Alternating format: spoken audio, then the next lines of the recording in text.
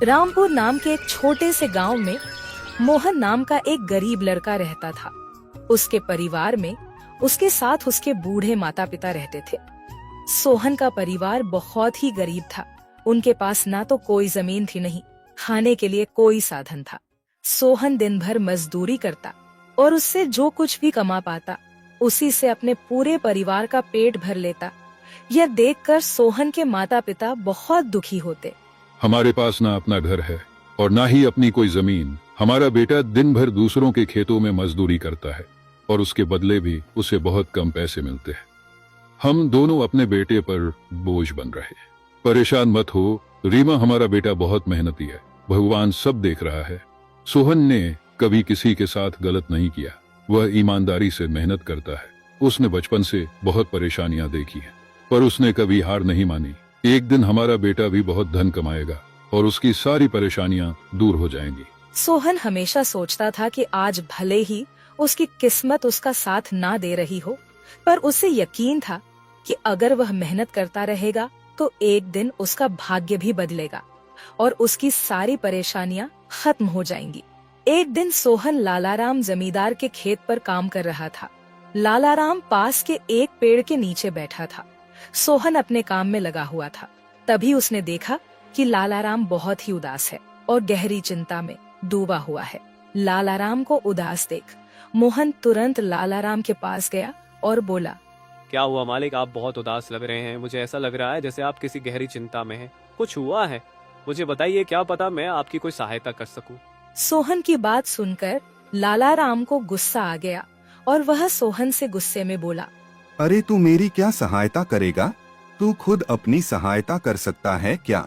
अगर तू किसी की सहायता करने के काबिल होता तो क्या तुझे 2 वक्त के खाने के लिए आज मेरी जमीन पर काम करने की जरूरत पड़ती?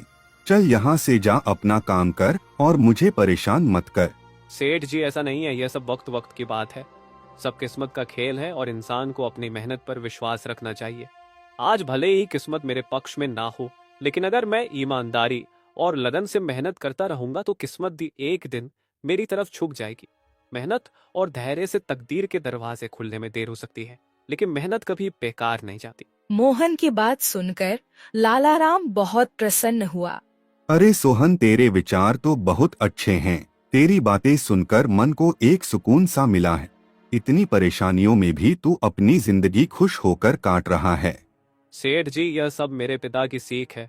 जब भी मैं किसी चीज के लिए अपने पिता से जिद करता था तो मेरे पिता हमेशा मुझे यही समझाते थे, बेटा सोहन, हमारे पास इतना धन नहीं है कि मैं तेरी हर इच्छा पूरी कर सकूं, लेकिन एक बात हमेशा याद रखना, जिंदगी भी मौसम की तरह होती है।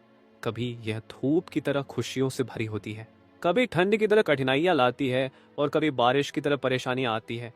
लेकिन जैसे हर मौसम बीत जाता है वैसे ही जिंदगी के मुश्किल हालात भी गुजर जाते हैं। बस धैर्य और हिम्मत बनाए रखना जरूरी है, क्योंकि एक दिन सब कुछ ठीक हो ही जाता है। अरे वाह, लगता है तेरे पिता बहुत ही नेक इंसान है। किसी दिन मैं भी उनसे जरूर मिलूंगा। मालिक, क्या हुआ है? आप एक बार मुझे साफ साफ बताइए, क्या पता आपकी परेशानी का कोई हल मिल ही जाए। अरे सोहन, मैं एक बहुत बड़ी परेशानी में फंस गया हूँ। मुझे अपनी परेशानी का कोई भी हल नजर नहीं आ रहा है। सेठ जी, एक बार मुझे बताइए तो क्या पता आपकी परेशानी का कोई हल निकल ही जाए। सोहन, हमारे गांव में मेरे पिता की एक पुश्तैनी जमीन थी जो काफी पीढ़ियों से हमारे पास थी। उस पर मेरा और मेरे भाई का हक है, पर हमारे गांव के ही 2 बाप बेटों ने उस पर कब्जा कर लिया है। मैं पुलिस थाने में केस दर्ज कराने की सोच रहा था, लेकिन गांव के बहुत बड़े बड़े लोग उनके साथ हैं। मैं कितनी भी कोशिश कर लूं, लेकिन मैं उन लोगों का कुछ नहीं बिगड़ पाऊंगा। अब तो उन लोगों ने उस जमीन पर खेती भी शुरू कर दी। मेरे पिता की पुश्तैनी जमीन मेरे हाथों से छीनी जा रही है, इसलिए मैं बहुत परेशान हूँ। मुझे समझ नहीं आ रहा मैं अब क्या करूँ। आप सही कह रहे हैं सेठ जी, अगर आप कानून का सहारा लेकर भी अपनी जमीन को वापस लेने की कोशिश करेंगे तो भी आप उनका कुछ नहीं कर पाएंगे। हाँ सोहन, अब तू ही बता, मैं अब क्या करूँ? मैं तो सोच सोच कर परेशान हो गया हूँ। मेरी पुश्तैनी जमीन छीनी जा रही है और मैं कुछ भी नहीं कर पा रहा। सोहन ने कुछ देर सोचा और कहा, मालिक आप चिंता मत कीजिए, हर परेशानी का कोई ना कोई हल जरूर होता है। अगर आप चाहे तो एक तरीका है जिससे आप अपनी जमीन वापस पा सकते हैं। अगर ऐसा कोई तरीका है तो जल्दी बताओ सोहन, वह क्या तरीका है? सोहन ने लाला राम को अपनी सारी तरकीब पूरी तरह समझा दी। तरकीब सुनकर लाला राम मोहन से कहता है, अरे वाह सोहन, तू तो बहुत समझदार है, तूने तो बहुत अच्छी तरकीब बताई है। ऐसे तो मेरी जमीन मुझे जरूर मिल जाएगी, मैं तुझसे वादा करता हूँ। अगर तेरी यह योजना सफल हुई तो मैं अपनी जमीन का एक हिस्सा तेरे नाम कर दूंगा। अरे मालिक, आप ऐसा क्यों कह रहे हैं? आप मेरे मालिक हैं, आपकी वजह से मुझे अपने घर के लिए 2 वक्त का खाना मिल जाता है। आपकी मदद करना तो मेरा फर्ज है, मुझे आपकी जमीन नहीं चाहिए, ठीक है? सोहन तुम बहुत नेक इंसान हो, कल से तुम इस काम पर लग जाओ। सोहन फिर से खेत में अपने काम पर लग जाता है। अगले दिन सोहन जगत और विनोद नाम के उन बाप बेटों के पास पहुंच जाता है जिन्होंने लाला राम की जमीन पर कब्जा कर रखा था। नमस्कार सेठ जी, मैं यहाँ से गुजर रहा था तो पास के लोगों ने बताया कि आपके यहाँ काम के लिए मजदूर की जरूरत है। क्या आपके यहाँ मुझे भी कोई काम मिल सकता है? अरे अरे, कौन हो तुम? तुमसे किसने कह दिया कि यहाँ मजदूर की जरूरत है? यहाँ किसी मजदूर की जरूरत नहीं है। सेठ जी, मैं एक मजदूर हूँ, पास ही के गांव में रहता हूँ, काम की तलाश में इधर उधर भटक रहा हूँ। हर दिन कहीं ना कहीं काम मिल जाता है, बस उसी काम को करके अपना पेट पालता हूँ। कभी खेती कर लेता हूँ तो कभी कोई मजदूरी। यह तो ठीक है, पर हमारे यहाँ फिलहाल कोई काम नहीं है। सेठ जी, मैंने तो सुना है कि आप लोग इस गांव के सबसे बड़े जमींदार हैं। आपके पास बहुत सारी जमीन है, इसलिए आपके यहाँ हमेशा मजदूरों की जरूरत रहती है। इसलिए मुझे लगा कि यहाँ मुझे कोई ना कोई काम जरूर मिल जाएगा। अरे भाई, मैंने कहा ना, यहाँ किसी भी मजदूर की जरूरत नहीं है। इसका मतलब लाला राम सेठ आपके बारे में सही कह रहे थे? लाला राम ने हमारे बारे में क्या कहा? अरे कुछ नहीं सेठ जी, चलिए तो मैं चलता हूँ। सेठ जी, आपके यहाँ तो कोई काम नहीं है, मैं अपने लिए कहीं और कोई काम देख लेता हूँ। सोहन वहाँ से जाने लगता है। तभी जगत विनोद ने सोहन को रोककर यह पता लगाने के लिए बोलता है कि लाला राम ने सोहन को उन लोगों के बारे में क्या बताया है। अरे भाई, इधर आओ, शायद तुम्हारे लिए हमारे पास एक काम है। सोहन तुरंत उनके पास चला गया और बोला, धन्यवाद सेठ जी, बताइए क्या काम है? आप जो भी काम बोलेंगे मैं हर काम करने के लिए तैयार हूँ। आखिर बूढ़े माँ बाप का पेट पालना है। अरे सब्र रखो, काम तो हम तुम्हें बता ही देंगे। पहले यह बताओ कि लाला राम हमारे बारे में क्या कह रहा था। सेठ जी, मैं पहले लाला राम सेठ के यहाँ काम करता था, पर वह बहुत ही कंजूस और बदतमीज आदमी है। मैं उनकी यहाँ दिन रात मेहनत करता, पर इतनी मेहनत करने के बाद भी वो मेरी सही मजदूरी नहीं देता था। इस बात पर कल मेरी उससे बहस हो गई थी। फिर क्या हुआ? लाला राम ने हमारे बारे में क्या कहा? जब मेरी सेठ लाला राम से बहस हो रही थी तब उसने ने मुझे कहा कि पूरे गांव में उनसे ज्यादा मजदूरी कोई नहीं दे रहा। तो मैंने गुस्से में कह दिया कि गांव के सबसे बड़े जमींदार जगत सेठ और विनोद सेठ सबसे अच्छी मजदूरी देते हैं, इसलिए उनके यहाँ हमेशा काम करने वालों की भीड़ रहती है। हाँ भाई, बिल्कुल सही कहा था। आखिर हम गांव के सबसे बड़े जमींदार हैं। हमारा फर्ज है कि जो भी मजदूर हमारे यहाँ काम करता है उसे उसकी मेहनत के हिसाब से सही मजदूरी मिले। वाह सेठ जी, आपने बहुत अच्छी बात कही। लाला राम सेठ कभी भी आपकी बराबरी नहीं कर सकता, वह तो शायद आपके जितना भी नहीं सोच सकता। जगत और विनोद सोहन की चापलूसी भरी बातों में आ जाते हैं और उसे अपने यहाँ काम पर रख लेते हैं। चलो अब काम की बात करते हैं। तुम एक अच्छे इंसान लगते हो। हमें अपने खेत पर काम करने के लिए तुम्हारे जैसे ही एक मजदूर की जरूरत है। कल से ही काम पर आ जाना। कुछ दिन ऐसे ही बीत गए। एक दिन जगत अपने बेटे विनोद से बोला, विनोद बेटा, यह सोहन तो बहुत मेहनती है। यह अकेले ही 4 लोगों का काम कर देता है। अच्छा हुआ कि हमने इसे रोक लिया। हाँ पिताजी, आप सही कह रहे हो। सोहन बहुत मेहनती है, इसके जितना काम शायद ही कोई और करता होगा। ये पूरा दिन यहाँ काम पर अकेला लगा रहता है। सोहन की मेहनत ने जगत और विनोद का दिल जीत लिया। कुछ दिन और बीत गए। एक शाम जगत और विनोद अपने खेतों का दौरा कर रहे थे। जब वे अपने खेत पर पहुँचे तो देखा कि सोहन इतने देर तक भी काम कर रहा था। सोहन भाई, अब तो रात होने वाली है, तुम इतनी देर तक काम क्यों कर रहे हो? अब घर जाओ और आराम कर लो। सेठ जी, हमारी किस्मत में आराम कहाँ है? घर पर बूढ़े माँ बाप है। काम नहीं करूंगा तो उनके लिए 2 वक्त का खाना कहाँ से जुटा पाऊंगा? घर पर बैठकर आराम करने से अच्छा है कि मैं काम करूं। इस तरह मेरा मन भी लगा रहता है। तुम बहुत मेहनती हो सोहन, आज का काम यहीं छोड़ दो और घर जाकर आराम करो। नहीं सेठ जी, इसकी कोई जरूरत नहीं है। मैं काम करने में खुश हूँ। आप लोग जाइए, मैं ठीक हूँ। ठीक है सोहन, फिर हम जाते हैं। जब तुम्हारा मन करे काम खत्म करके अपने घर चले जाना, ठीक है। इसके बाद जगत और विनोद खेत को सोहन के भरोसे छोड़कर चले गए। अगली सुबह जब विनोद और जगत अपने खेत पर लौटे तो देखा कि वहाँ पुलिस खड़ी है। पुलिस को देखकर दोनों दौड़ते हुए आए और पूछा, क्या हुआ थानेदार साहब, आप यहाँ क्या कर रहे हैं? क्या यह जमीन तुम दोनों की है? हाँ थानेदार साहब, यह जमीन हमारी है, हमारे पास इसके कागजात भी हैं। फिर तो तुम दोनों को ले जाकर जेल में डालना ही पड़ेगा। यह क्या कह रहे हैं थानेदार साहब, हम कुछ समझे नहीं, आप क्या कहना चाह रहे हैं? अभी तुम दोनों बहुत अच्छे से समझ जाओगे। वह देखो तुम्हारी जमीन से क्या निकला है। थानेदार के कहते ही दोनों बाप बेटे जब पलट कर देखते हैं तो वहाँ उनकी जमीन में एक लाश दबी हुई थी जिसमें सिर्फ कंकाल बचा था। यह देखकर दोनों बाप बेटे डर जाते हैं। थानेदार साहब, यह किसकी लाश है और यह हमारे खेत में कहाँ से आ गई? अब बहाने मत बनाओ, पहले लोगों को मारो फिर उन्हें अपनी जमीन में गाड़ दो और अब कह रहे हो कि यह क्या है? नहीं थानेदार साहब, हमें नहीं पता कि यह सब क्या है। यह लाश यहाँ कैसे आई, हमें कुछ नहीं पता। अब झूठ मत बोलो, अगर फांसी नहीं हुई तो कम से कम तुम दोनों को उम्र कैद की सजा तो जरूर मिलेगी। फांसी और उम्र कैद की बात सुनकर दोनों बाप बेटे डर गए और थानेदार के सामने गिड़गिड़ाने लगे। थानेदार साहब, हम इस लाश के बारे में कुछ नहीं जानते, हमें नहीं पता यह लाश किसकी है और इसे यहाँ कौन गाड़ कर चला गया। इस मामले से बचने के लिए दोनों ने कुछ तरकीब सोचनी शुरू की। तभी सोहन वहाँ आ जाता है। अरे सेठ जी, यह पुलिस यहाँ क्यों आई है? क्या हुआ है? सोहन देखो, पता नहीं कहाँ से हमारी जमीन में यह कंकाल आ गया है। मालिक, यह कंकाल यहाँ कहाँ से आ गया? ये तो बहुत गंभीर बात है। हाँ सोहन, पता नहीं यह कंकाल यहाँ कहाँ से आया है और थानेदार साहब को लगता है कि इसे हमने यहाँ मारकर गाड़ा है। अब तू ही कोई उपाय सोच जिससे हम इस परेशानी से बच सके। तीनों को आपस में खुसर फसर करते देख थानेदार ने कहा, अब कोई तरकीब मत बनाओ, तुम दोनों बाप बेटों में से कोई एक तो जरूर जेल जाएगा। अब तुम ही तय करो जेल कौन जाएगा। थानेदार साहब, थोड़ा सा समय दीजिए, हम तय कर ले कि जेल कौन जाएगा। मैं बस 5 मिनट देता हूँ, जल्दी से फैसला करो कौन जाएगा जेल। सोहन, जगत और विनोद थोड़ी दूरी पर जाकर बात करने लगे। देखो मालिक, दोनों के फंसने से अच्छा है कि कोई एक फंसे।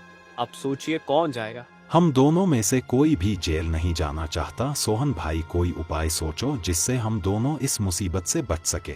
मालिक, एक बात कहूँ, इस कंकाल को देखकर ऐसा लगता है कि इसे काफी महीने पहले जमीन में दबाया गया होगा। जगत फांसी की बात सुनकर पहले ही डर गया था और सोहन की बात सुनते ही उसने फटाफट पूरी कहानी सोहन को बता दी।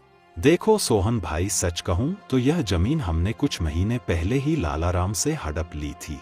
विनोद की बात सुनकर मोहन ऐसा दिखाने लगा जैसे उसे कुछ पता ही ना हो। क्या क्या कहा मालिक आपने? ये जमीन हड़पी थी, मुझे कुछ समझ नहीं आ रहा, जरा साफ साफ बताइए। जगत ने जमीन हड़पने की पूरी कहानी सोहन को बताई। पूरी कहानी सुनने के बाद सोहन ने कहा, मालिक, मेरे पास एक तरकीब है जिससे सांप भी मर जाएगा और लायत ही भी नहीं टूटेगी। जल्दी बताओ सोहन भाई, क्या तरकीब है? तरकीब बताने से पहले मुझे यह बताइए कि आप लोगों के लिए क्या ज्यादा जरूरी है, यह जमीन या आप दोनों की जान? सोहन, इसमें पूछने वाली कौन सी बात है? हमारे लिए जमीन से ज्यादा हमारी जान प्यारी है। तो एक काम कीजिए मालिक, आप सबसे पहले जाकर थाने आर को बताइए कि यह जमीन सेठ लालाराम की है। आप उनसे बोलिए कि हमने तो कुछ महीने पहले ही यह जमीन बस काम करने के लिए उनसे ली थी, बाकी का काम मैं संभाल लूंगा। अरे सोहन, लेकिन इससे तो हमारी जमीन हमसे छिन जाएगी, फिर क्या होगा? नहीं मालिक, शायद आप मेरी तरकीब समझ नहीं पाए। जब आप थानेदार को बताएंगे कि यह जमीन सेठ लालाराम की है तो पुलिस किसे गिरफ्तार करेगी? सेठ लालाराम को। और जब लालाराम जेल चला जाएगा तब आप लोग फिर से जमीन पर कब्जा कर सकते हैं। इससे आप लोग भी जेल जाने से बच जाओगे और जमीन भी आपके ही के पास रहेगी। सोहन की तरकीब सुनकर दोनों बाप बेटे दंग रह गए। वाह सोहन भाई, तुम तो बहुत होशियार हो। आज तक तुमने हमें अपने काम से खुश किया था, अब तुम्हारी बुद्धि हमारी जान भी बचाएगी। इसके बाद तीनों थानेदार के पास गए और मोहन ने जो कुछ कहा था वही बात दोनों बाप बेटे थानेदार से कहने लगे। थानेदार साहब, यह जमीन हमारी नहीं है। हमने कुछ महीने पहले ही काम करने के लिए यह खेत लालाराम सेठ से लिया था। वह जब खुद फंस गए हो तो अब किसी और को फंसाकर अपनी जान बचाना चाहते हो ना? साहब, अगर आपको हमारी बात पर यकीन नहीं हो रहा तो आप सोहन से पूछ लीजिए। वह हमारे साथ बस कुछ दिनों से ही काम कर रहा है। इससे पहले वह सेठ लालाराम के यहाँ काम करता था। बोलो सोहन, यह जमीन किसकी है? थानेदार साहब, ये जमीन सेठ लालाराम की है। जगत सेठ और विनोद सेठ ने तो बस कुछ समय से इस जमीन पर खेती कराना शुरू किया है। सोहन की बात सुनकर थानेदार ने सोहन से कहा, सेठ लालाराम को बुलाने के लिए कहो। सोहन, तुम एक काम करो, जाओ और सेठ लालाराम को बुलाकर लेकर आओ। सोहन तुरंत जाकर सेठ लालाराम को बुला लेता है, परंतु लालाराम अपने साथ गांव के सरपंच को भी अपने साथ ले आता है। यहाँ क्या हो रहा है? यहाँ इतने लोग क्यों जमा है? देखिए सरपंच जी, इन दोनों की जमीन से एक कंकाल निकला है और अब यह लोग कह रहे हैं कि यह जमीन इनकी नहीं है बल्कि सेठ लालाराम की है। थानेदार ने सरपंच जी को पूरी कहानी सुना दी। अपने आप को फंसा देख जगत ने सरपंच से कहा, नहीं सरपंच जी, यह जमीन हमारी नहीं है। हम यहाँ बस कुछ समय से काम कर रहे हैं। आप हमारे मजदूर मोहन से पूछ लीजिए। हाँ थानेदार साहब, यह जमीन सेठ लालाराम की है। मैं कैसे मान लूं कि यह जमीन लालाराम की है? हमारे यहाँ का थानेदार तो कह रहा था कि इस जमीन पर कोई केस चल रहा है और इस जमीन पर तुम्हारा कब्जा था, और अब तुम कह रहे हो कि यह जमीन लालाराम की है। नहीं साहब, हमने लालाराम के साथ धोखा किया था। हम बस इस जमीन को हड़पना चाह रहे थे, लेकिन अब हमें यह जमीन नहीं चाहिए। अगर आप चाहें तो हम केस भी वापस ले लेंगे। थानेदार साहब, आप जाइए, बाकी का काम अब हम संभाल लेंगे। सरपंच के कहने पर थानेदार वहाँ से चला जाता है। सरपंच ने लालाराम से कहा, अब बताओ, यह कंकाल यहाँ कैसे आया? तुमने किसे मारकर यहाँ गाड़ा है? अरे साहब, यह तो नकली कंकाल है। इन दोनों ने मिलकर मेरी जमीन हड़प ली। मैंने और मोहन ने मिलकर यह तरकीब सोची थी ताकि इन दोनों से सच निकलवा सकें। लालाराम की बात सुनते ही दोनों बाप बेटों के पैर तले जमीन खिसक गई। यह हम दोनों की साजिश थी, इन लोगों के मुंह से सच निकलवाने के लिए। सोहन को इस योजना में शामिल देखकर दोनों बाप बेटों को समझ आ गया कि यह सब सेठ लालाराम और मोहन की मिली भगत थी। दोनों बाप बेटों के पास अपनी गलती मानने के सिवा कोई चारा नहीं था। हमें माफ कर दीजिए सरपंच जी, हम लालच में आ गए थे। हमें माफ कर दीजिए। हम आज के बाद यह गलती कभी नहीं करेंगे और यह जमीन भी सेठ लालाराम को वापस दे देंगे। जगत और विनोद दोनों सरपंच और सेठ लालाराम से माफी मांगने लगे। दोनों को इतना गिड़गिड़ा देख लालाराम ने उन्हें माफ कर दिया। सरपंच ने भी उन्हें जेल नहीं भेजा और सेठ लालाराम ने अपना केस वापस ले लिया। लालाराम के केस वापस लेने के बाद सरपंच जी भी वहाँ से चले जाते हैं। धन्यवाद सेठ लालाराम जी, आपने हमें माफ कर दिया। आज के बाद हम ऐसी गलती कभी नहीं करेंगे। ठीक है जगत, कोई बात नहीं, मैंने तुम्हें माफ किया। बस याद रखना कि एक जमीन के टुकड़े के लिए तुम अपनों के साथ कभी गलत नहीं करना। बुरे समय में तुम्हारे अपने ही तुम्हारे साथ खड़े होंगे। जमीन का क्या है, कभी मेरी तो कभी तुम्हारी। आखिर में सेठ लालाराम ने सोहन को जमीन का एक हिस्सा दे दिया और उसे जमीन का मालिक बना दिया। सोहन, जैसा कि मैंने वादा किया था, जिस जमीन पर तुम काम कर रहे थे, आज से वह जमीन तुम्हारी है और अब तुम उसके मालिक हो। नहीं मालिक, इसकी कोई जरूरत नहीं है। याद करो सोहन, तुमने मुझसे क्या कहा था? बस मेहनत करते रहो, एक दिन तकदीर का दरवाजा जरूर खुलेगा। तो समझो तुम्हारी तकदीर का दरवाजा खुल चुका है और अब तुम भी जमीन के मालिक हो। अब से तुम्हें किसी और के यहाँ काम करने की जरूरत नहीं पड़ेगी। इस तरह मोहन ने अपनी मेहनत और बुद्धि से सेठ लालाराम को उसकी जमीन वापस दिलाई और दोनों ठगी करने वाले बाप बेटों को भी सबक सिखाया। इस तरह मोहन ने अपनी मेहनत और चतुराई की मदद से अपनी फूटी किस्मत बदल दी और अब वह भी एक बड़ी जमीन का मालिक बन गया था।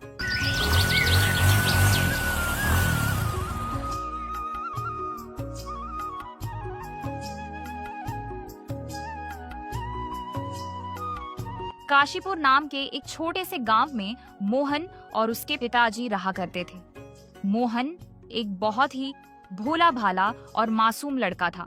उसकी सादगी और नासमझी ऐसी थी कि गांव वाले उसका मजाक उड़ाया करते थे और उसको एकदम बेवकूफ बना दिया करते थे।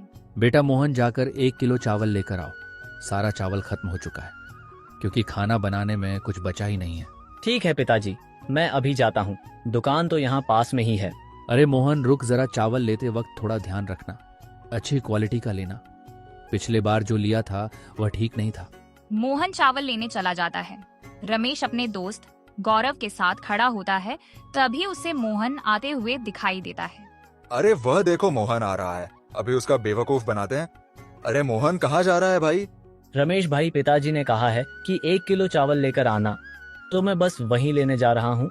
अरे मोहन रुक जरा, तेरे पिताजी ने चावल नहीं आटा मांगे है। तूने शायद गलत सुन लिया है। अरे भाई, पिताजी ने तो साफ साफ कहा था चावल लाने के लिए। मैंने खुद उनकी बातों को सुना था। अरे नहीं मोहन, तेरे पिताजी ने तुझे आटा लाने को कहे है और तू आटा ही लेकर जा, नहीं तो खामा खा तुझे। फिर से तेरे पिताजी बेवकूफ समझेंगे। मोहन दुकानदार से आटा लेकर अपने घर चला जाता है। फिर जैसे ही उसके पिताजी देखते हैं कि वह चावल की जगह आटा लेकर आ गया, तभी वह उससे पूछते हैं, अरे मोहन, मैंने तो तुझे पहले ही कहा था कि चावल लेकर आना है, तो तू आटा क्यों लेकर आ गया? अरे पिताजी, आपने तो मुझसे कहा था कि आटा लाने के लिए है, तो मैं आटा ही लेकर आ गया। मोहन के पिताजी मोहन को देखकर बहुत ही दुखी होते थे, क्योंकि वह बिल्कुल भी समझदार नहीं था। कुछ समय बाद पूरे गांव में भयानक सूखा पड़ गया है। बारिश का नामो निशान तक नहीं था। आसमान से एक बूंद पानी भी नहीं गिर रहा था। सारे तालाब, कुएं और नदियां सूख जाते हैं। पेड़ पौधे मुरझा जाते हैं और खेत बंजर हो जाते हैं। गांव के सभी लोग पानी के लिए तरसने लगते हैं। प्यास से उनकी हालत खराब होने लगी है। बच्चे, बूढ़े, जवान सब पानी की एक एक बूंद को तरसते हैं। ऐसे में गांव का एक सरपंच, जिसकी जमीन पर किसी चमत्कार से थोड़ा पानी बचा रह गया था, वह उस पानी को ऊंचे दामों पर बेचना शुरू कर देता है। सरपंच जी, पानी भी बेचने की कोई चीज होती है क्या? ये तो सब ऊपर वाले की देन है, प्रकृति का वरदान है, जिसे सबके लिए खुला होना चाहिए। आप इसे क्यों बेच रहे हैं? ये पानी आपकी मेहनत से नहीं भरा, ये तो बारिश का पानी है। अरे दीपक, ये मेरी जमीन पर है तो मेरा हक हुआ ना, और मैं अपनी चीज का जो मन करे वो कर सकता हूँ। अगर पानी चाहिए तो दाम चुकाना ही पड़ेगा ना, नहीं तो आगे बढ़। बहुत से लोग लाइन में खड़े हैं खरीदने के लिए। सरपंच जी, ये सब सूखा पड़ने की वजह से हो रहा है।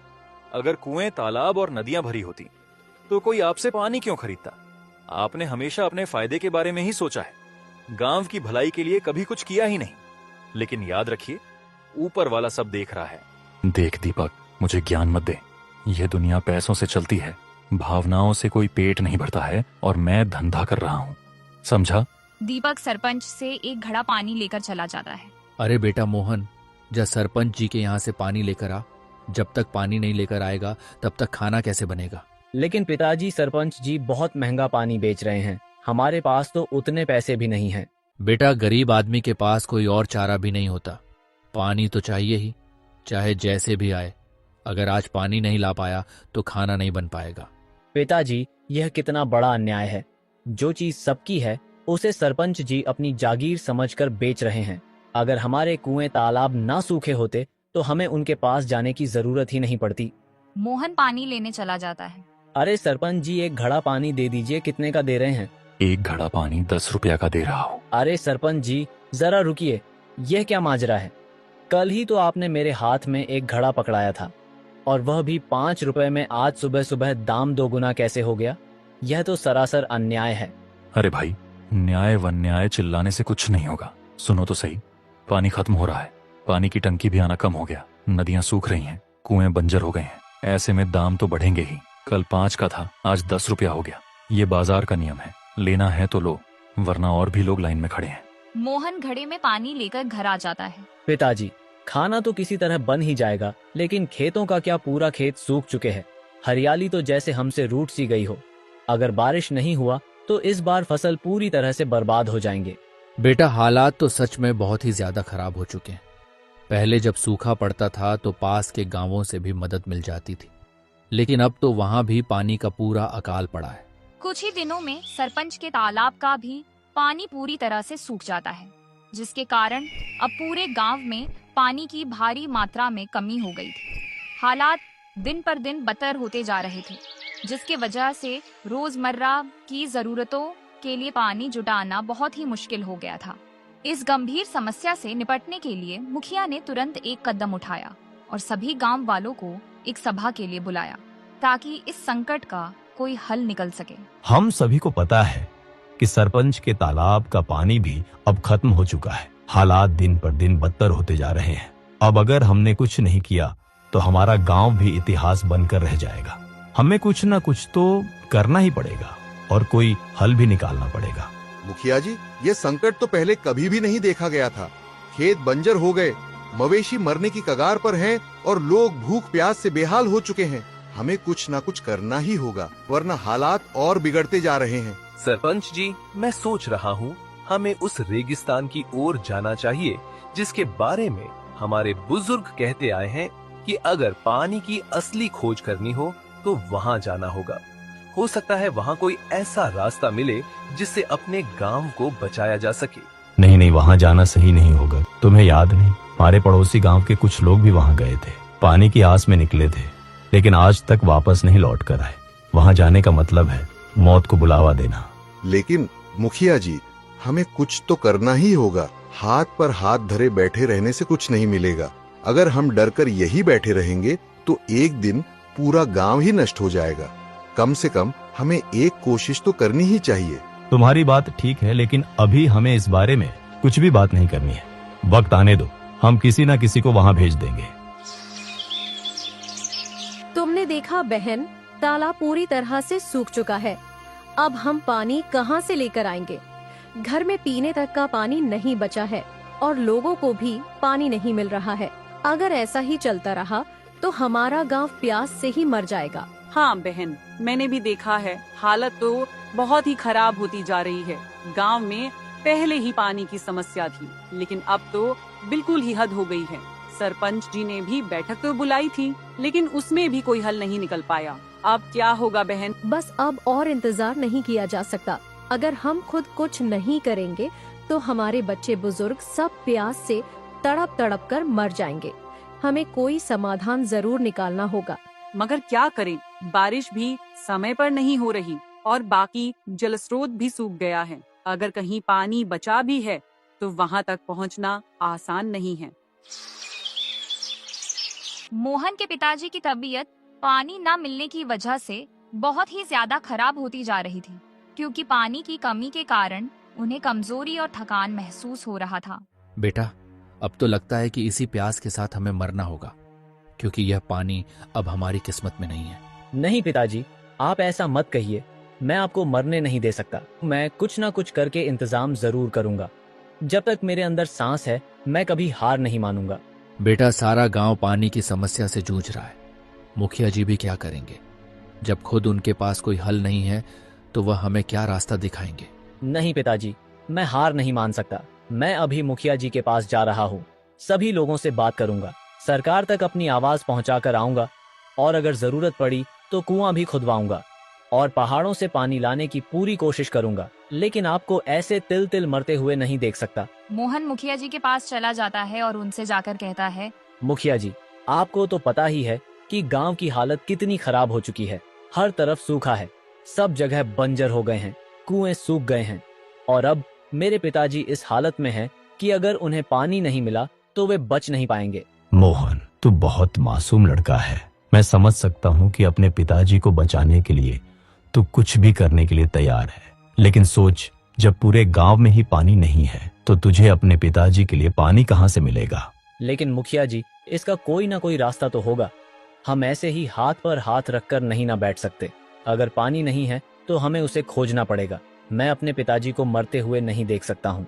मोहन बेटा, एक रास्ता है, पर वह रास्ता बहुत ही खतरनाक है। मैंने अपने बड़े बुजुर्गों से सुना है कि पास के रेगिस्तान में एक तालाब है, लेकिन वह कोई मामूली तालाब नहीं है। वहाँ एक चुड़ैल रहती है। पहले वही गांव में पानी को पहुँचाती थी, लेकिन कई वर्षों से कोई वहाँ जाने की हिम्मत नहीं कर पाया है। मुखिया जी, अगर सच में वह तालाब मौजूद है तो मैं वहाँ जरूर जाऊंगा। मैं पानी लेकर ही लौटूंगा, चाहे कुछ भी हो जाए। मोहन बेटा, वहाँ जाना इतना आसान भी नहीं है। जो भी वहाँ गया है वह फिर कभी वापस नहीं आया। रेगिस्तान की रेत लोगों को निगल जाती है और वह चुड़ैल उसकी शक्तियों का कोई अंदाजा भी नहीं है। मोहन, मैं तुझे वहाँ अकेला नहीं जाने दूंगा, क्योंकि ये रास्ता बहुत ही खतरनाक है। लेकिन अगर तूने फैसला कर ही लिया है तो मैं अपनी बेटी को भी तेरे साथ भेज रहा हूँ। तभी मुखिया जी की बेटी वहाँ आ जाती है। पिताजी, मैं तैयार हूँ। अगर गांव और मोहन के पिताजी को बचाने के लिए मुझे इस रास्ते पर जाना पड़े तो मैं जरूर जाऊंगी। लेकिन मैं अकेले ही जा सकता हूँ। मैं तुम्हें इस खतरे में नहीं डाल सकता हूँ। नहीं बेटा, ये कोई साधारण रास्ता नहीं है। ये एक परीक्षा है और इसमें साथ देने वाला जरूरी है। मेरी बेटी निडर और बुद्धिमान है, वह तेरे साथ ही जाएगी। मुखिया की बेटी और मोहन दोनों रेगिस्तान की ओर निकल जाते हैं और अपने लक्ष्य की ओर बढ़ते हुए चले जाते हैं। वे लंबे समय तक चलते रहते हैं, लेकिन तभी अचानक से एक तेज तूफान आ जाता है और हवाएं चलने लगती हैं, जिसके कारण उनके रास्ते और भी मुश्किल हो जाते हैं और वे आगे बढ़ने में असमर्थ हो जाते हैं। हवा इतना तेज होता है कि उनके लिए एक कदम भी चलना मुश्किल हो गया था। ज्यादा देर चलते चलते वे पूरी तरह से थक गए थे। अब उनको सांस लेने में भी दिक्कत हो रही थी। मोहन, अब मुझसे और नहीं चला जा रहा है। मैं बहुत थक चुकी हूँ। मुझे नहीं लगता कि अब मैं और भी आगे चल पाऊंगी। अगर हम और आगे बढ़े तो हम मर जाएंगे। यहाँ तो पानी का नामो निशान भी नहीं है और लगता है कि रास्ता भी खत्म हो गए है। हम कितनी देर से चले जा रहे हैं, लेकिन कुछ दिखा तक नहीं। नहीं रीना, हमें रुकना नहीं है। हमें आगे बढ़ते रहना होगा, चाहे जैसे भी हो। अगर हम यहीं बैठ गए तो यकीन मानो मौत हमारे और करीब आ जाएगी। हमें किसी भी तरह से पानी ढूंढना ही होगा, वरना मेरे पिताजी की मृत्यु हो जाएगी पानी ना मिलने की वजह से। मोहन, मैं समझ सकती हूँ कि तुम्हारे दिल में अपने पिताजी के लिए कितनी बेचैनी हो रही है, लेकिन अगर हम ही नहीं बच पाए तो उन्हें बचाने का क्या फायदा। मेरी हालत देखो, मेरे पैरों में छाले पड़ गए हैं, मेरी सांसें भी तेज हो रही हैं। अगर मैं और एक कदम भी चली तो गिर जाऊंगी। रीना, मैं जानता हूँ कि तुम बहुत ही थक गई हो, पर हमें हिम्मत नहीं हारनी है। सिर्फ कुछ कदम और चलो, क्योंकि अगर हम यहाँ पर रुके तो यकीन करो मेरा, तब हम दोबारा चलने की हिम्मत नहीं जुटा पाएंगे। मोहन, अगर तुम कह रहे हो कि आगे बढ़ना जरूरी है तो मैं जरूर कोशिश करूंगी, लेकिन मैं वादा नहीं कर सकती हूँ कि मैं ज्यादा दूर तक चल पाऊंगी। एक काम करो रीना, तुम यहीं रुको। मैं अकेला ही आगे जाता हूँ, क्योंकि मेरे पिताजी का उम्मीद मेरे ही ऊपर है, और वैसे भी मेरे पिताजी हैं, तो तुम अपनी जान क्यों खतरे में डालोगी। देखो रीना, अगर पानी हुआ तो मैं तुम्हारे पास वापस जरूर चला आऊंगा और तुम्हें लेकर चलूंगा। मोहन रानी को वहीं छोड़कर तपती धूप में आगे चलता चला जाता है। वह बहुत ही थक जाता है, लेकिन उसे अपने पिताजी की याद आने लगती है, पर वह वहाँ नहीं रुकता है। वह चलता चला जाता है। कुछ दूर चलने के बाद उसे वह तालाब दिख जाता है। मोहन तालाब के पास जाता है, तभी उसमें से एक चुड़ैल बाहर निकलती है। अरे बेवकूफ लड़के, अगर तुझे अपनी जिंदगी से प्यार है तो यहाँ से अभी चला जा, नहीं तो मौत तेरे सिर पर घूम रही है। यह जगह तेरे जैसे कमजोर लोगों के लिए नहीं बनी है। अगर तूने मुझसे लड़ने की कोशिश की तो तुझे कोई भी पहचान नहीं पाएगा। मैं यहाँ अपनी जान बचाने नहीं, बल्कि अपने गांव के लिए आया हूँ। तुमने हमारे गांव का पानी क्यों रोक कर रखा है? मेरे पिताजी पानी की कमी से तड़प तड़प कर जी रहे हैं। अगर उन्हें जल्द पानी नहीं मिला तो उनका बचना बहुत ही मुश्किल होगा। तुम इंसान कभी नहीं सुधरोगे। तुम जैसे लोग पानी की कीमत नहीं समझ पाते हो। पानी सिर्फ जिंदा रहने के लिए नहीं, बल्कि एक अनमोल खजाना है, और तुम लोग बिना सोचे समझे उसे बर्बाद कर देते हो और पालतू में पानी को बहा देते हो। जब मैं ये देखती हूँ तो मुझे बहुत तकलीफ होती है, इसलिए मैं उन गांवों का पानी रोक देती हूँ जो इसकी कद्र नहीं करते हैं। चुड़ैल जी, हमसे गलती हो गई होगी, लेकिन प्यास से मरते हुए लोगों का क्या दोष है? मेरा गांव अब पानी के बिना खत्म हो रहा है। बच्चे, बूढ़े, औरत सब पानी की वजह से तड़प रहे हैं, और मेरे पिताजी भी पानी के लिए बहुत तड़प रहे हैं। मैं आपसे हाथ जोड़कर विनती करता हूँ, मेरे गांव को पानी दे दीजिए। अगर तुम्हें पानी चाहिए तो बदले में तुझे अपनी जिंदगी मुझे देनी होगी, तब मैं तेरे गांव को पानी दे दूंगी। मोहन के चेहरे पर सन्नाटा छा जाता है। उसका दिल तेजी से धड़कने लगता है। उसकी आंखों के सामने अपने पिताजी की कमजोर हालत आ जाती है। सूखे होंठ, प्यास से तड़पता शरीर व गांव के लोग उसकी जिंदगी से ज्यादा कीमती हैं। वह यही सोचता रहा। फिर अचानक फैसला कर लेता है और चुड़ैल से कहता है, ठीक है चुड़ैल जी, अगर मेरी जान देकर मेरे गांव को पानी मिल सकता है तो मैं तैयार हूं अपनी जान देने के लिए, लेकिन बदले में मेरे गांव वालों को हमेशा हमेशा के लिए पानी दे दीजिएगा। मुझे नहीं लगा था कि तू इतना जल्दी मान जाएगा। हर कोई अपनी जान बचाने के बारे में ही सोचता है, लेकिन तू अपने गांव वालों के लिए मरने को भी तैयार है। तू सच में बहुत बहादुर लड़का है। मेरे लिए मेरे पिताजी और मेरे गांव के लोग सबसे जरूरी है। अगर मेरी जिंदगी से उनकी प्यास बुझ सकती है तो इससे बड़ी खुशी मेरे लिए क्या हो सकती है। और मेरी एक आखिरी इच्छा है कि मैं अपने दोस्त से मिलकर आऊं ताकि मैं उसे कुछ बता सकूं। ठीक है, जाओ जल्दी से आखिरी बार उससे भी मिलकर आ जाओ।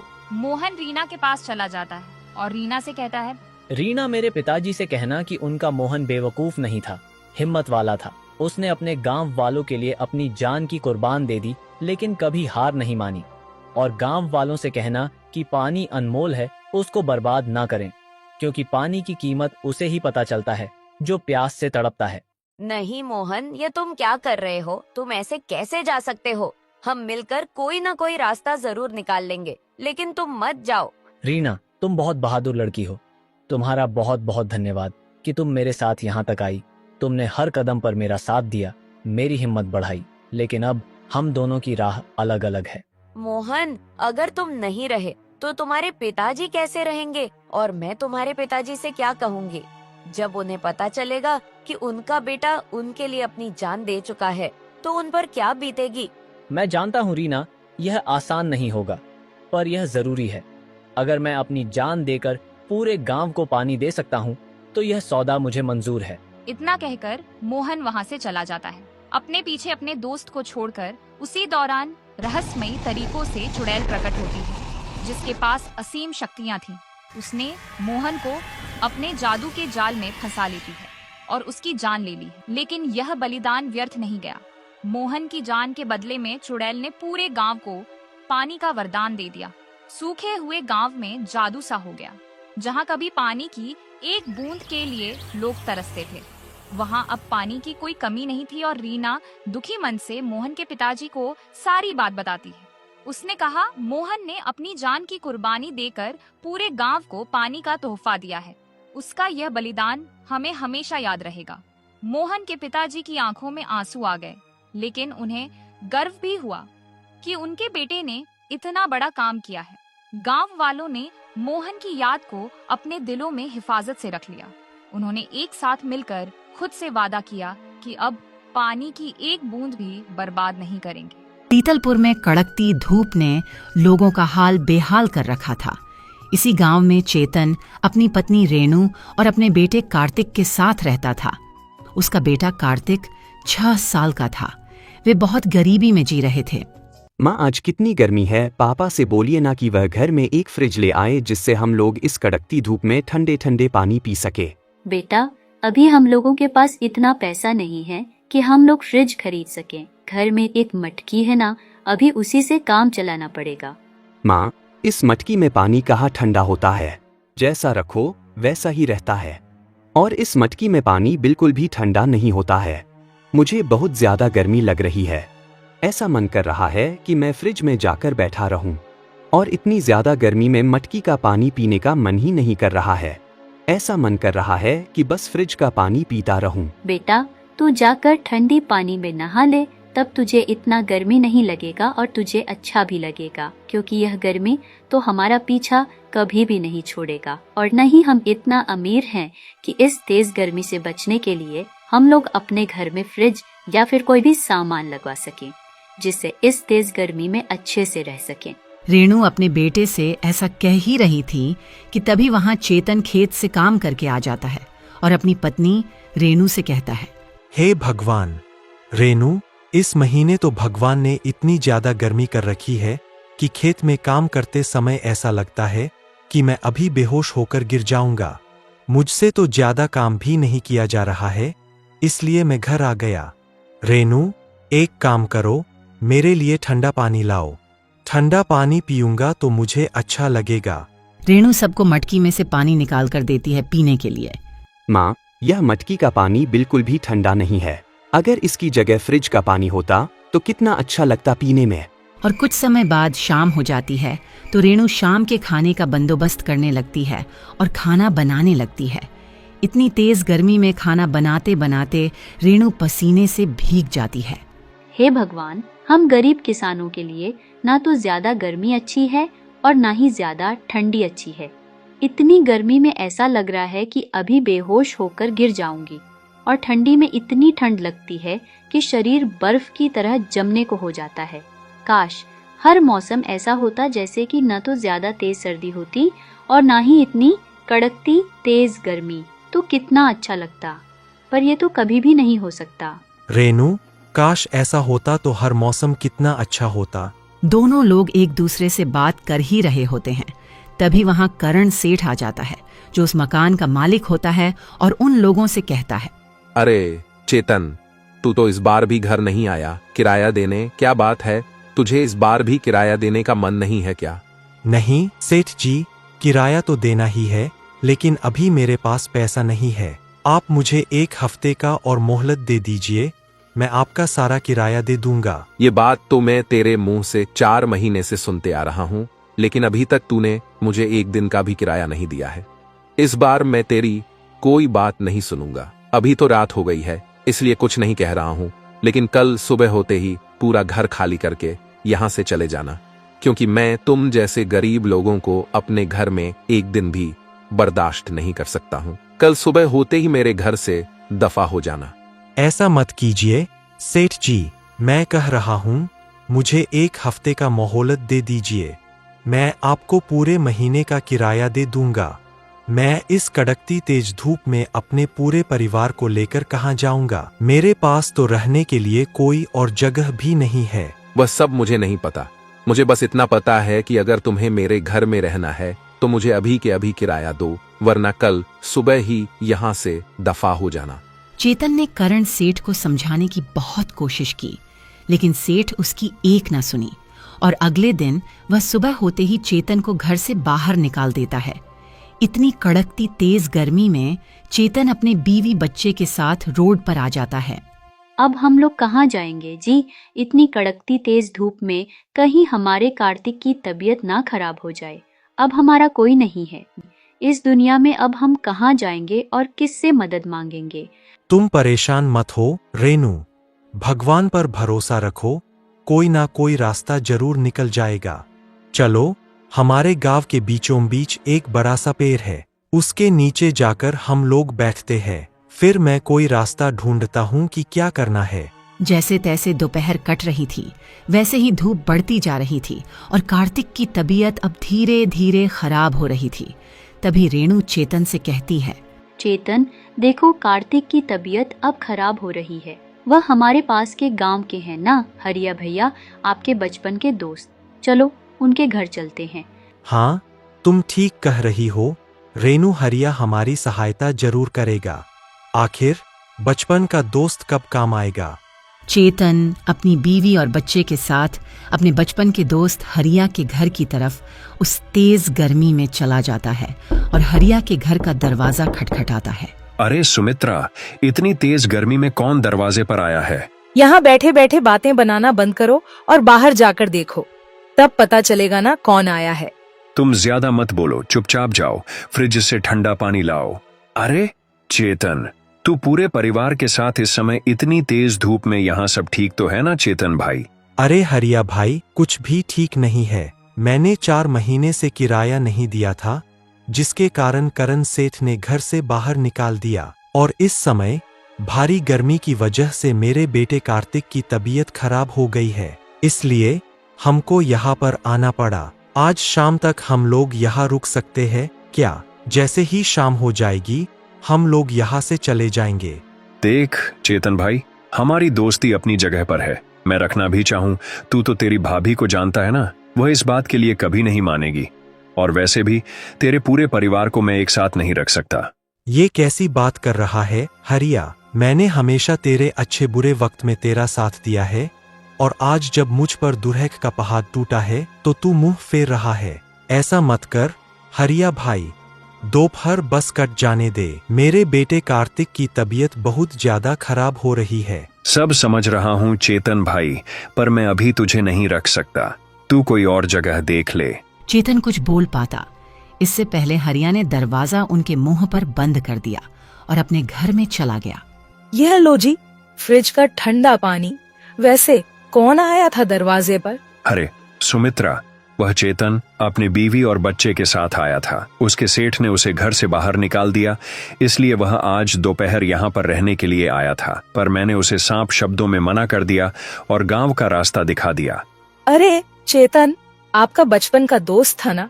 उन्होंने हमारी हर बुरे और अच्छे वक्त में साथ दिया है। यह आपने उनके साथ बिल्कुल भी ठीक नहीं किया। अरे मैंने कोई बाजार नहीं खोल रखी है।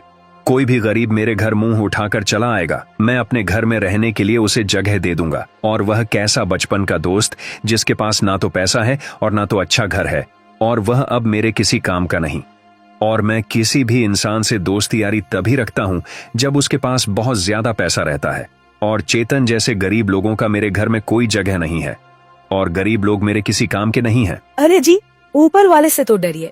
और किसी भी इंसान का वक्त बदलते देर नहीं लगता है जी। आपकी यह पैसे की घमंड आप पर ही ना भारी पड़ जाए, क्योंकि घमंड ज्यादा दिन तक नहीं रहता है। अरे सुमित्रा, ऐसा कुछ नहीं होता है। और ये लो, फ्रिज का पानी पियो, बहुत ही ठंडा है। और इतनी तेज गर्मी में फ्रिज का ठंडा पानी पीने का मजा ही कुछ और है। इधर हरिया अपनी पत्नी के साथ फ्रिज के ठंडे पानी का मजा ले रहा था, और उधर तेज कड़कती धूप में चेतन अपनी बीवी और अपने बच्चे के साथ रोड पर बड़े से पेड़ के नीचे बैठा था। अरे जी, आप तो अपने बचपन के दोस्त पर जान न्योछावर कर देते थे, और आज वही आपका दोस्त हमें बाहर का रास्ता दिखा दिया और अपने घर एक दिन रुकने भी नहीं दिया। रेनू, यही तो बात है ना। बुरे वक्त में ही पता चलता है कि कौन सा रिश्ता अपना है, कौन सा रिश्ता पराया। लेकिन हरिया ने हमारे साथ बिल्कुल भी अच्छा नहीं किया। पापा, मुझे बहुत जोर से भूख लगी है और प्यास भी। मुझे कहीं से कुछ लाकर खिला दो।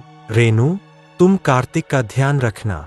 मैं अभी कहीं से कुछ खाने के लिए बंदोबस्त करके लाता हूँ। चेतन, तुम इतनी भारी गर्मी में खाने के लिए कहाँ ढूंढोगे? चेतन इस भारी गर्मी में खाने का बंदोबस्त करने के लिए चला जाता है, और इधर रेणु कार्तिक के पास बैठी थी। तभी वहां पर कुछ लोग आपस में बात कर रहे थे। अरे लखन भाई, तुम्हारा भैंस के दूध का कारोबार बहुत ही ज्यादा अच्छा चल रहा है। तुम 2-3 भैंस और खरीद लो, तुम्हारा भैंस के दूध का कारोबार और बड़ा हो जाएगा। अरे रोहित भाई, मैं अपने भैंस के दूध के कारोबार को आगे बढ़ाना चाहता हूँ, पर मुझे किसी औरत की तलाश है जो मेरे भैंस की अच्छे से देख रेख कर सके। तुम्हारे आसपास पड़ोसी में कोई औरत हो तो बताना। उन दोनों आदमियों की बात वहां पर बैठी रेणु सुन रही थी। फिर उन लोगों से कहती है, अरे लखन भाई, मैं आपकी भैंस की अच्छे से देखरेख कर सकती हूँ। लखन भाई, मुझे अपने भैंस की देखरेख करने के लिए काम पर रख लीजिए ना। अभी मेरी हालत ठीक नहीं है। मैं और मेरा पूरा परिवार सड़क पर आ गया है। वह सब तो ठीक है, मैं तुम्हें अपनी भैंस की देखरेख के लिए रख सकता हूँ, पर तुम्हारा इतना छोटा बच्चा है, तुम सही ढंग से काम कर पाओगी? पूरा दिन तुम्हें भैंस की देखरेख करनी पड़ेगी, जैसे भैंस को घास डालना, भैंस को पानी देना और भैंस को साफ सुथरी तरीके से रखना। ये सब काम तुम्हारे होंगे। इस काम को तुम कर पाओगी तो बोलो, और मैं इसके बदले तुम्हें 3 लीटर दूध दे पाऊंगा, ठीक है? और मैं इसके बदले तुम्हें 1 भी रुपया नहीं दूंगा। लखन भाई, आप मुझे काम पर रख लीजिए और आप मेरे बच्चे की चिंता मत कीजिए। मेरा कार्तिक बहुत ही समझदार है, और रही बात भैंस के देखरेख करने की, तो मैं इसके लिए तैयार हूँ और मुझे मंजूर है कि आप मुझे काम के बदले 3 लीटर भैंस का दूध देंगे। पर मेरी कुछ शर्त है। कैसी शर्त है तुम्हारी? बोलो। मेरी शर्त यह है कि मेरे पास रहने के लिए ठिकाना नहीं है। मेरा पूरा परिवार 4 दिन तक आपके भैंस वाले घरों में रहेंगे, फिर हम लोग अपना एक नया ठिकाना ढूंढ लेंगे। मुझे तुम्हारी यह शर्त मंजूर है, तो चलो मेरे साथ घर, मेरे भैंस की देखरेख करने के लिए। कुछ समय बाद चेतन पानी और साथ में कुछ फल लाता है खाने के लिए, और सभी लोग पानी को पीकर फल को खाकर अपनी भूख प्यास मिटाते हैं। फिर रेणु और उसका परिवार लखन के घर चले जाते हैं। 4 दिन तक लखन उन्हें अपने घर में रहने देता है। फिर वह लोग एक नया घर किराए पर ढूंढ लेते हैं और इधर रेणु लखन के यहाँ भैंस की देख रेख करती है और रात में भैंस का दूध लेकर अपने घर चली जाती है। अरे रेणु, तुम मुझे एक बात बताओ, तुम लखन के यहाँ 3 लीटर दूध में कैसे मान गई? तुम्हें तो पता है ना हमारी आर्थिक स्थिति कितनी खराब है और हमारे पास पैसा भी नहीं है, तो तुमने लखन से पैसा क्यों नहीं मांगा? हमारे घर का खर्च कैसे चलेगा? और तुम्हें पता है ना हमारा खेतों का काम भी अच्छा नहीं चल रहा है। हाँ जी, आप ठीक कह रहे हो। 3 लीटर दूध से तो घर का खर्च नहीं चलेगा। बस आप देखते जाओ मैं इस 3 लीटर दूध से घर कैसे चलाती हूँ।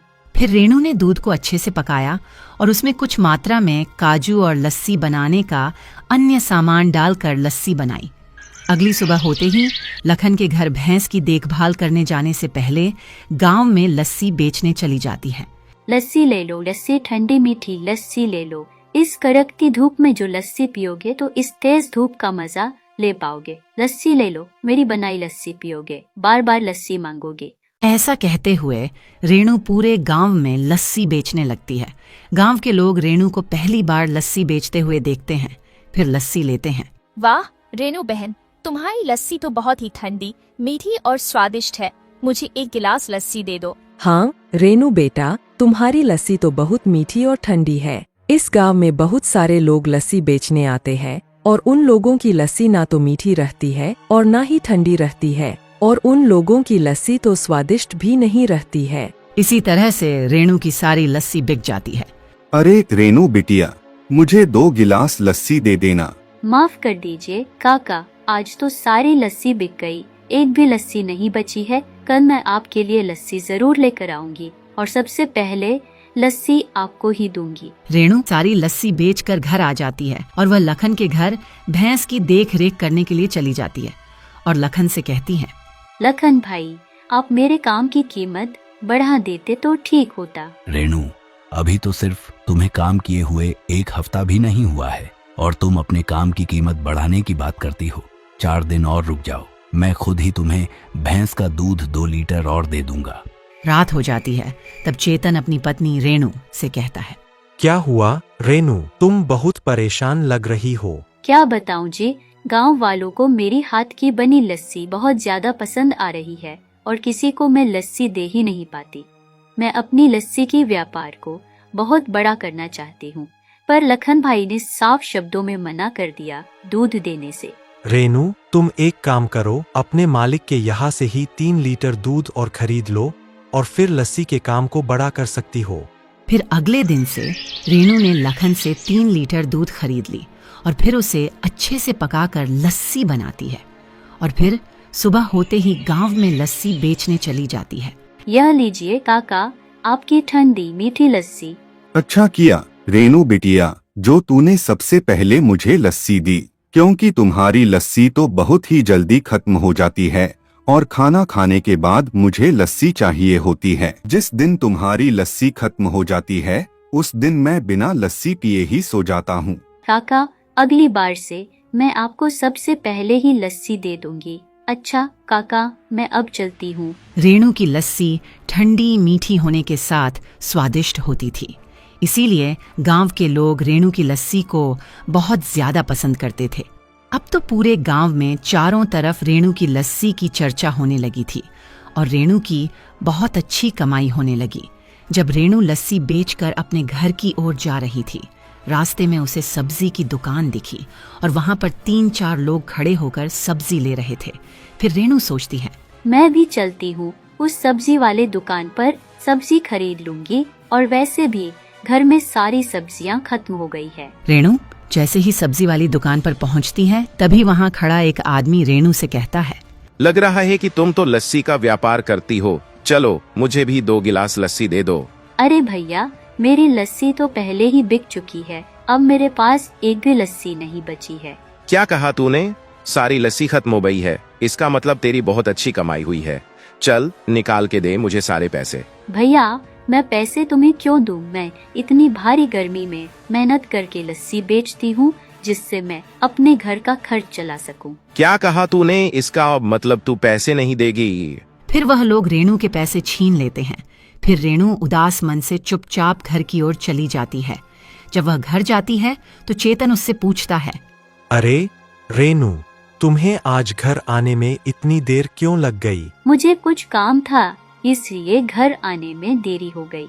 और जब लखन को इस बारे में पता चलता है कि रेणु लस्सी के नाम से प्रसिद्ध हो गई है और उसकी बहुत ज्यादा अच्छी कमाई होने लगी है, तो उसके मालिक लखन के मन में रेणु के लिए नफरत पैदा होने लगती है और वह सोचने लगता है, यह रेणु तो बहुत ज्यादा समझदार निकली। मेरे ही भैंस की दूध से यह अपना लस्सी का व्यापार कर रही है और मेरे भैंस के दूध से ज्यादा इसकी लस्सी की चर्चा पूरे गांव में हो रही है।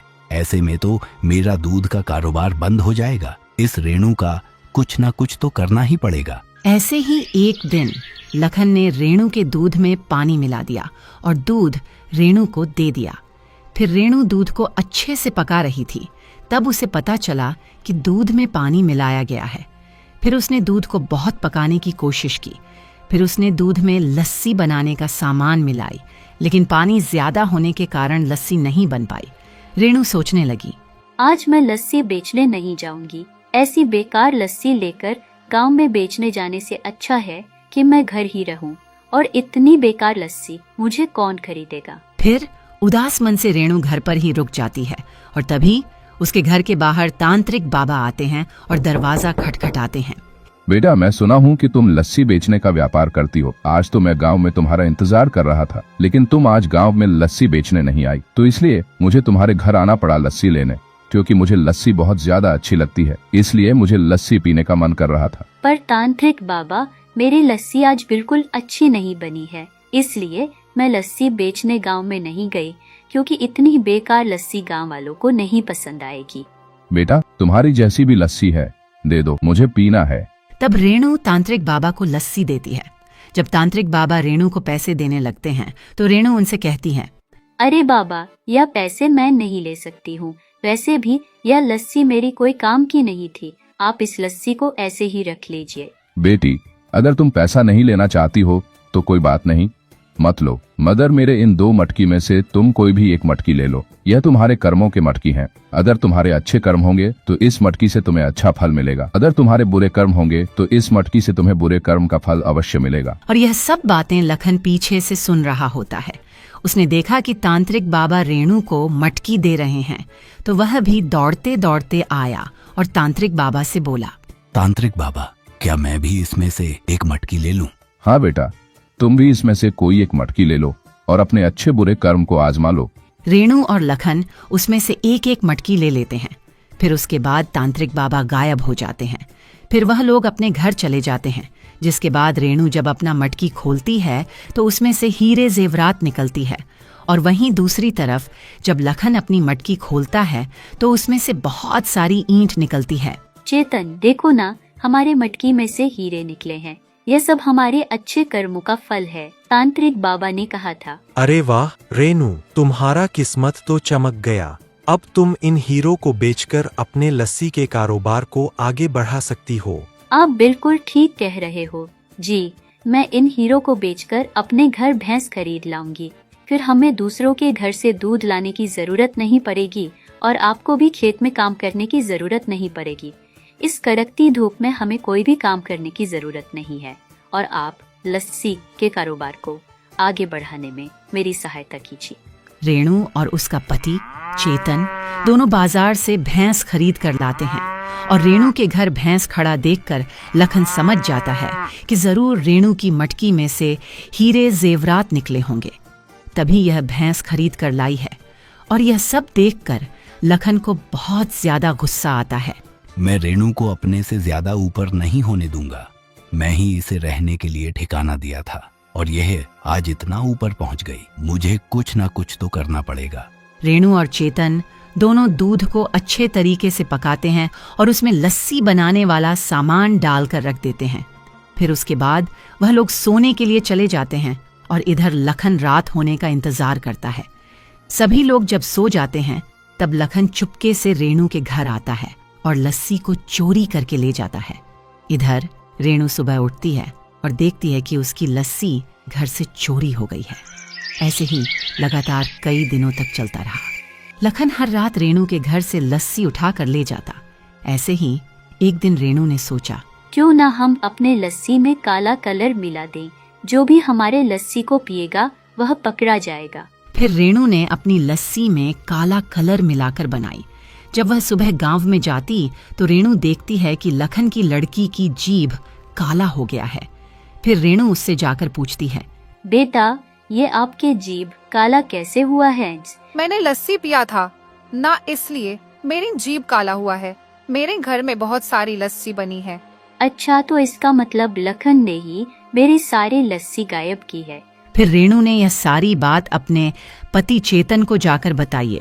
फिर वह दोनों पति पत्नी गांव के सरपंच के पास जाते हैं और लखन की चोरी के बारे में सरपंच को बताते हैं। फिर सरपंच ने लखन को बुलवाया है और वह लोग देखते हैं कि लखन का जीभ काला हो गया था।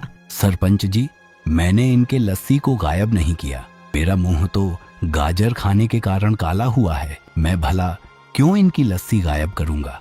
अरे लखन, मैं तुमसे लस्सी के बारे में पूछा ही नहीं। तुमने अपना चोरी अपने मुंह ही कबूल कर लिया है। अब तुम पकड़े ही गए हो तो इतना बता दो, तुमने रेणु की लस्सी क्यों चोरी की? सरपंच जी, मैंने रेणु को अपने घर में रहने के लिए ठिकाना दिया था। फिर रेणु मेरे काम को छोड़कर अपने कामों में लग गई और मुझसे ज्यादा ही पैसा कमाने लगी। यही वजह है कि अपने से नीचे वाले इंसान को ऊपर बढ़ते देख नहीं पा रहा था। इसलिए मैंने रेणु की लस्सी गायब करने लगा ताकि रेणु मुझसे आगे ना बढ़ सके। मुझे माफ कर दीजिए सरपंच जी, मैं आगे से किसी के घर भी चोरी नहीं करूंगा। है तो तुम्हें माफ नहीं करूंगा, क्योंकि तुम माफी के लायक नहीं हो। तुमने किसी दूसरे के घर में घुसकर चोरी की और अपने अंदर दूसरों के प्रति जलन प्रकट किया। तुम्हारी सजा यह है कि आज से तुम रेणु के घर में भैंस की देखरेख करोगे, तब तुम्हें अपनी किए पर पछतावा होगा। फिर लखन रेणु के घर में उसकी भैंस की देखरेख करने लगता है। रेणु और चेतन दोनों गांव में जाकर लस्सी बेचते हैं और खुशी से रहने लगते हैं।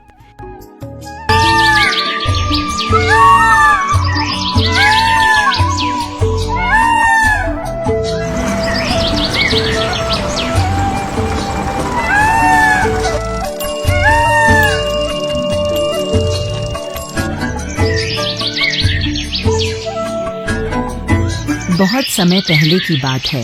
चारों तरफ की नदियां, तालाब, कुएं सूख गए थे।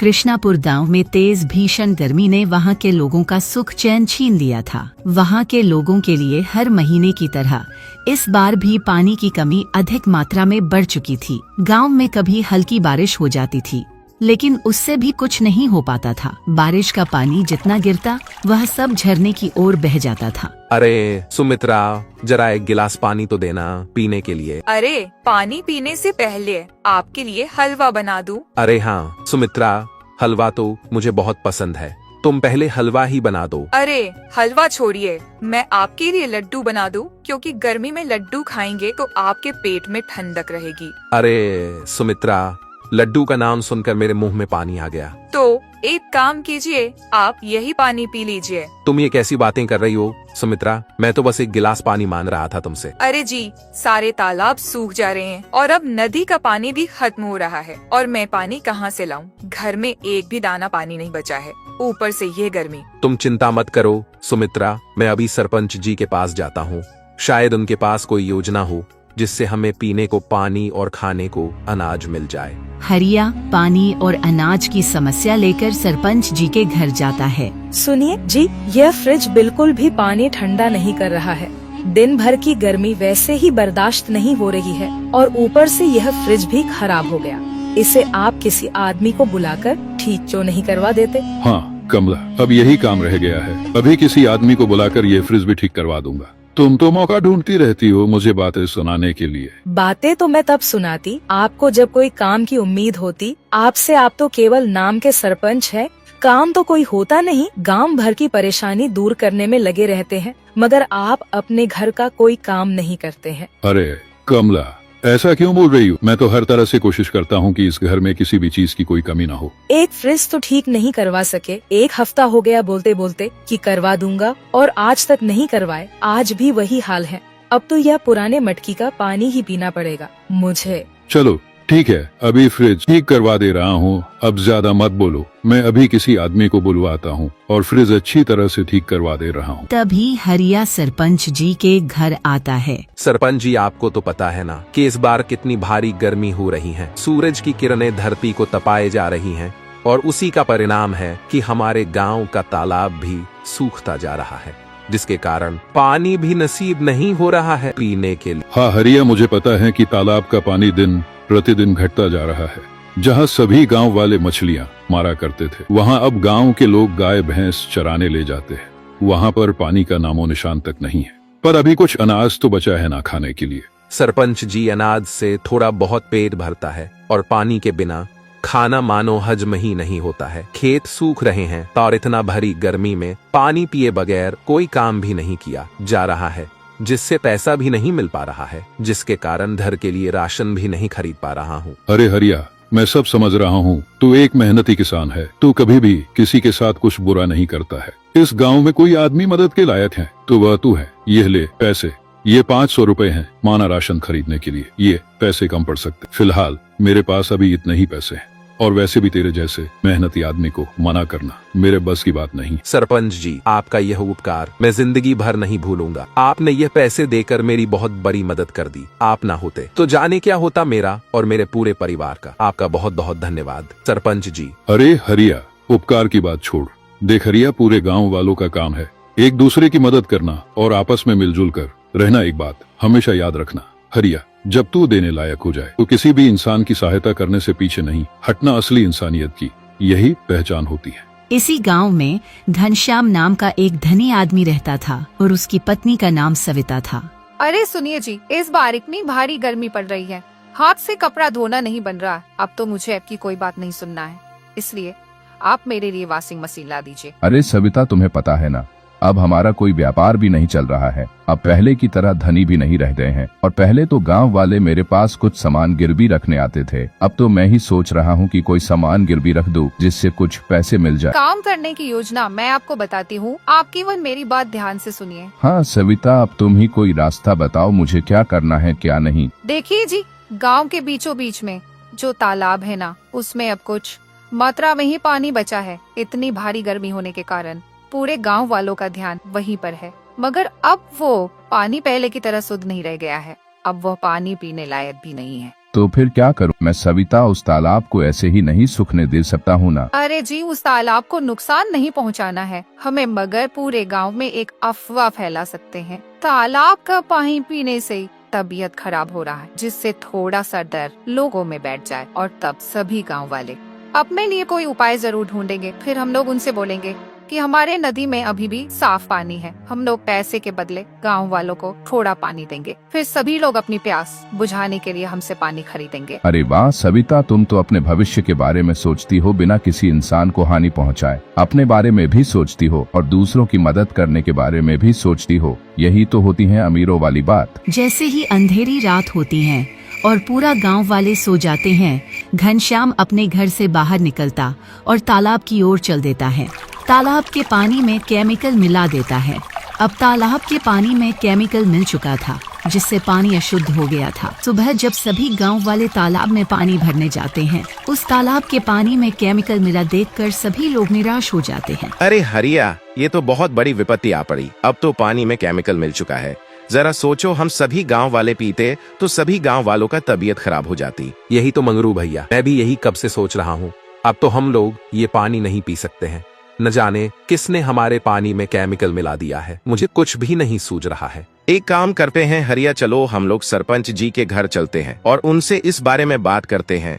शायद उनके पास कोई तरकीब हो। तुम बिल्कुल ठीक कह रहे हो मंगरू भाई। इस परिस्थिति में कोई हमारी सहायता कर सकता है तो वह केवल सरपंच जी हैं। चलो देर ना करें, अभी चलते हैं उनके पास। शायद उनके पास इस परेशानी का कोई उपाय हो। मंगरू और हरिया सरपंच जी के पास जाते हैं सहायता मांगने के लिए। सरपंच जी, अनर्थ हो गया। ये किसी की बहुत बड़ी चाल लगती है। पता नहीं किसने हमारे तालाब के पानी में केमिकल मिला दिया है। प्यास के मारे सभी गांव वालों की तबीयत खराब हो रही है। अब आप ही हमारी सहायता कीजिए सरपंच जी। हाँ सरपंच जी, अगर इस समय कुछ नहीं किया गया तो हमारी स्थिति और खराब हो जाएगी। हम लोग पानी लाए तो लाए कहाँ से? हमारे गांव की सभी नदियां सूख चुकी हैं और तालाब में केमिकल मिल चुका है। मंगरू और हरिया, मैं तुम लोगों की बात समझ रहा हूँ, लेकिन तुम लोग चिंता ना करो। मैं इस गांव का सरपंच हूँ और गांव वालों को इस परिस्थिति में नहीं छोड़ूंगा। मैं तुम लोगों की सहायता जरूर करूंगा। मेरे पास एक नदी है जो अभी ठंडा पानी देता है और नदी मेरे पुराने जमीन के पास है। तुम लोग वहाँ से पानी भर सकते हो। सच में सरपंच जी, अगर आप हम सभी गांव वालों को अपने नदी में से पानी भरने देंगे तो गांव की स्थिति फिर से सुधर जाएगी। गांव मेरा भी परिवार है मंगरू, और अपने परिवार की सहायता करना सबका फर्ज होता है। तुम सभी लोग जाकर पानी भरो। अगर घनश्याम सेठ कुछ कहे तो मुझे बताना। सभी गांव वाले सरपंच जी के नदी से पानी भरने लगते हैं, मगर इतनी भारी गर्मी होने के कारण पानी भी सूखने लगता है और पूरे गांव में मात्र यही एक जरिया था पानी मिलने का। लेकिन जब सभी गांव के लोग पानी भरने लगते हैं और नदी सूख जाता है, गांव के लोग बर्तन लिए इधर उधर दर दर भटकते हैं। प्यास के मारे बूढ़े बुजुर्ग आसमान की ओर देखते हैं और बारिश का इंतजार करते हैं। देखो हरिया, अब तो हमारी नदी भी सूख गई है। जीव जंतु पानी के मारे तड़प रहे हैं और सभी गांव वाले भी प्यास के मारे इधर उधर भटक रहे हैं। हरिया, मेरे बस में जितना था मैंने उतना गांव वालों का मदद किया। अब मैं नहीं कुछ कर पाऊंगा, मेरे बस की बात नहीं है। तो फिर क्या करें सरपंच जी? बूढ़े बुजुर्ग बिलख रहे हैं और बच्चे प्यास के मारे तड़प रहे हैं। गांव की औरतें दूर दूर तक इधर उधर पानी के लिए दर दर भटक रही है। केवल एक ही रास्ता बचा है, घनश्याम सेठ जी के पास चलते हैं। सुना है उनके नदी में आज भी बिल्कुल ठंडा व साफ पानी है। माना वह अमीर है, आखिर हम भी लोग इसी गांव के सदस्य हैं ना। अगर हम सभी गांव वाले मिलकर उनसे मदद मांगे तो शायद वो हमारी सहायता करें। चलिए सरपंच जी, गांव वालों को साथ लेकर घनश्याम सेठ जी के घर, मगर हम उनसे दया की भीख मांगने नहीं बल्कि इंसानियत के नाते उम्मीद लेकर जाएंगे। आज भी एक गांव वाला एक गांव वाले की मदद ना करे तो वह किस काम का। तो चलो गांव वालों, अगर तुम सब तैयार हो तो अभी इसी वक्त हम सब मिलकर घनश्याम सेठ जी के घर पर चलते हैं। उनको अपनी परिस्थिति बताएंगे। और हाँ, एक बात याद रखना, तुम सब हम लाचार जरूर हैं मगर बेइज्जत नहीं। सभी गांव के लोग घनश्याम सेठ के पास जाते हैं मदद मांगने के लिए। अरे सरपंच जी और हरिया मंगरू, तुम सब मेरे घर, क्या बात है? घनश्याम जी, अब हमारी परिस्थिति बहुत खराब हो चुकी है। गांव की नदियां सूख गई है और हमारे खेतों में दरारें पड़ चुके हैं। बूढ़े बुजुर्ग सब प्यास के मारे तड़प रहे हैं। अब बस आपका नदी ही बचा है जिसमें पानी अभी भी है। हम सभी गांव वाले आपसे सहायता मांगने आए हैं। क्या आप हमें पानी दे सकते हैं पीने के लिए? सेठ जी, हम आपसे भीख मांगने नहीं आए बल्कि इंसानियत के नाते आपके पास आए हैं। भूख प्यास ने हम लोगों को इस हाल पर ला दिया है, मगर हमारी आत्मा अभी भी जिंदा है। अरे हरिया, जब पूरे गांव का पानी खत्म हो गया है तो तुम लोग मेरे नदी पर नजर गड़ा लिए। यह नदी मैंने अपने खुद के पैसों से खुदवाया है, अपने खून पसीने की कमाई से, और ऐसे फ्री में मैं किसी को अपने नदी का पानी नहीं दे सकता हूँ। तो आप पानी की भी कीमत लेंगे? आपको तो पता है ना, जल प्राकृतिक का देन है और इसका कीमत नहीं लगाया जा सकता है। पता है सरपंच जी, पानी की कीमत नहीं लगाई जा सकती है, लेकिन परिस्थिति खराब होना तो हर एक चीज की कीमत लगाई जाती है। तुम लोगों को पानी चाहिए तो उसके बदले में मुझे पैसा भी देना पड़ेगा। अगर तुम सब पैसा नहीं दोगे तो मैं तुम लोगों को पानी नहीं दे पाऊंगा। ठीक है, अगर आप पानी के बदले पैसा लेना चाहते हैं तो हमें आपकी यह शर्त मंजूर है। हम लोग दिन रात मेहनत करेंगे और आपसे पानी खरीदेंगे, क्योंकि अब भूख प्यास ने हमें उस हाल पर ला दिया है। अगर एक बूंद पानी नहीं मिला तो हम सब मर जाएंगे। कुछ हफ्ते बाद घनश्याम ने नदी के पानी का कीमत अचानक से बढ़ा दिया। पहले जो पानी 20 रुपए में मिल रहा था, अब उसकी कीमत 100 रुपए कर दिया। यह बात सुनते ही गांव के लोग परेशान हो गए। किसानों और मजदूरों के लिए यह बोझ सहना बहुत मुश्किल हो रहा था। अरे सविता, तुम्हें एक बात बताऊं, तुम्हारे दिमाग की वजह से तो मैंने अब इतना पैसा कमा लिया है। मुझे खुद पर विश्वास नहीं हो रहा है कि मैंने नदी का पानी बेचकर इतने पैसे कमा लिए हैं, जिससे हमारा हाल पहले की तरह हो जाएगा। अगर इसी तरह हमारी कमाई होती रही तो हम एक दिन रामपुर शहर के सबसे धनी जमींदार हो जाएंगे। क्यों न होंगे जी, आखिर तरकीब जो मेरा था, वरना आप तो यूं ही खाली हाथ मलते रह जाते और सोचते क्या करूं कैसे करूं। मैंने आपसे कहा था ना कि तरकीब लगाओ, इतने अच्छे मौके का फायदा उठाओ। अरे सविता, चलो मान लिया तुम्हारा तरकीब अच्छा था, तुमने तो जैसे मेरे किस्मत का ताला ही खोल दिया है। अब तुम देखना कि मैं एक हफ्ते में तुम्हारे लिए एकदम महंगा वॉशिंग मशीन लगवा दे रहा हूँ। वही वाला जो ऑटोमेटिक चलता है और बिना आवाज दिए। अरे जी एक बात सुनिए, नदी के पानी बेचने के साथ साथ मेरे नाम से खेत खरीद दीजिए, और पता नहीं कब हालत कैसा आ जाए, इसलिए बोल रही हूँ। ले लूंगा सविता, जब किस्मत हमारे साथ है और तुम्हारे पास इतना अच्छा तरकीब है तो खेत क्या, तुम चाहो तो तुम्हारे लिए नया घर बनवा दूंगा। अब मैं रुकूंगा नहीं, अब बस आसमान जितना उड़ान भरना है मुझे। हरिया, अब तो घनश्याम सेठ पानी की कीमत दिन प्रतिदिन बढ़ाता जा रहा है, जैसे नदी में पानी नहीं बल्कि हीरा हो। अगर ऐसे ही चलता रहा तो हम गरीब मजदूर तो पानी के बिना ही इधर उधर भटकते रह जाएंगे। तालाब भी सूख रहे हैं और जीव जंतु प्यास के मारे तड़प रहे हैं और हम सब भी भूख प्यास से मर जाएंगे। सरपंच जी, मैं आपकी बात समझ रहा हूँ, पर अब बैठने से कुछ नहीं होगा। हम लोगों को कुछ करना पड़ेगा। मेरे पास एक आइडिया है, एक ऐसी तरकीब जो अच्छे से काम कर गया तो घनश्याम सेठ की उसकी अकल ठिकाने हो जाएगी। क्या बात है हरिया, कोई रास्ता निकाल सकता है तो आज भी तू ही है। बताओ क्या करना पड़ेगा। मुझे चाहे जो भी करना पड़ेगा, मैं वह सब करने के लिए तैयार हूँ। गाँव वालों का प्यास मिटाने के लिए मैं कुछ भी कर सकता हूँ। हरिया सरपंच जी को अपना आइडिया बताता है। उसी रात हरिया और मंगरू दोनों आपस में बात कर रहे थे, तभी घनश्याम वहाँ आ जाता है और उन लोगों की बातें सुनने लगता है। मंगरू, तुझे एक बहुत जरूरी बात बतानी है। क्या तूने सुना है? सरपंच जी के नदी की बात नहीं ना, मैं तुम्हें बताता हूँ तो सुन मंगरू। उस सूखे नदी में एक डाकू ने बहुत सारा सोना, चांदी, हीरा छुपाया था। क्या कह रहे हो हरिया? अगर सरपंच की नदी में बहुत सारा सोना, चांदी और हीरा है, वो भी इतना सारा जो पूरे गांव वालों का किस्मत बदल देगा, तो क्यों ना हम लोग पूरा सोना, चांदी और हीरा निकाल ले। और वैसे भी उस हीरे पर हम सभी गांव वालों का हक है। यही तो बात है मंगरू भैया, ऐसा ही तो नहीं कर सकते हम लोग, क्योंकि वह नदी सूखा ही नहीं बल्कि अब उस सोने, चांदी और हीरे की सुरक्षा के लिए सरपंच जी ने वहाँ पहरेदार लगवा दिया है। इसलिए हम अंदर झांक तो क्या, उस नदी को देख भी नहीं सकते। तो फिर हम लोग क्या करें हरिया, जिससे वह सोना चांदी बाहर निकाल सके? करना क्या है मंगरू भाई, अगर हम लोगों को वह सोना, चांदी और हीरा चाहिए तो उस पुराने बीरान नदी को खरीदना पड़ेगा, तब जाकर वह सोना, चांदी और हीरा हम लोगों का होगा। वो तो ये बात है, सरपंच जी के नदी में ढेर सारा सोना, चांदी और हीरा है। लगता है कि अब मुझे सरपंच जी का नदी खरीदना पड़ेगा, जिससे वह सारा सोना, चांदी और हीरा मेरा हो जाएगा। अगले दिन घनश्याम सरपंच के पास जाता है। घनश्याम जी, आप मेरे घर कहीं मैं ये सपना तो नहीं देख रहा हूँ ना, बताइए कैसे आना हुआ? अरे सरपंच जी, मैं फायदे के लिए नहीं आया, मैं तो बस गांव वालों का वह तकलीफ दूर करने आया हूँ जो मैं गांव वालों को रोज पानी के लिए इधर उधर दर दर भटकते हुए देखता हूँ। आप क्या कह रहे घनश्याम जी? मैं कुछ समझा नहीं। मैं सोच रहा था कि मैं आपका वह सूखा नदी जिसमें दरार पड़ चुकी है, मैं वह नदी आपसे खरीद लूं और मैं बदले में अपना पानी वाला नदी को गांव वालों को दे दूं, जिससे उन लोगों की प्यास मिट सके, क्योंकि मैं उन लोगों का तकलीफ और नहीं देख पाऊंगा। ये तो बहुत अच्छी बात है कि आप गांव वालों को अपना पानी वाला नदी देंगे, मगर आपको मेरा सूखा नदी लेकर क्या मिलेगा? बात नुकसान और फायदे की नहीं है सरपंच जी, बात इन गांव वालों की है जो मैं इन लोगों को पानी के लिए इधर उधर भटकता हुआ देखता हूँ। अरे आप पागल हो गए हैं क्या? आपने वह नदी उन गांव वालों को क्यों दे दिया और उसके बदले सरपंच जी से वह नदी क्यों खरीद लिया? वह नदी तो पूरी तरह से सूख चुका है और उसमें तो दरारें भी पड़ चुकी है, और उस सूखे नदी से आपको क्या मिलेगा? अरे सविता, तुम जैसा सोच रही हो वैसा कुछ नहीं है।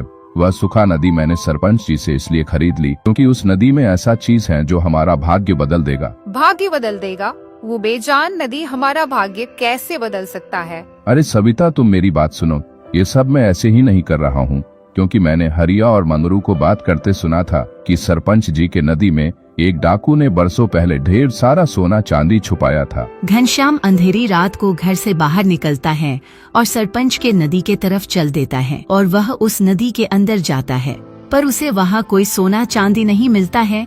उसी वक्त वहाँ हरिया, मंगरू और सरपंच आ जाते हैं। हरिया, तू तो कह रहा था कि इस नदी में हीरा और सोना, चांदी है, पर मैंने तो पूरा नदी छान मारा, लेकिन मुझे कुछ नहीं मिला, ना ही 1 रुपया और ना ही किसी डाकू का हीरा। तुमने झूठ बोला ना हरिया, और मैंने फ्री में अपना पानी से भरा नदी उन गांव वालों को दे दिया। घनश्याम सेठ जी, आप मेरी पहले एक बात सुन लीजिए।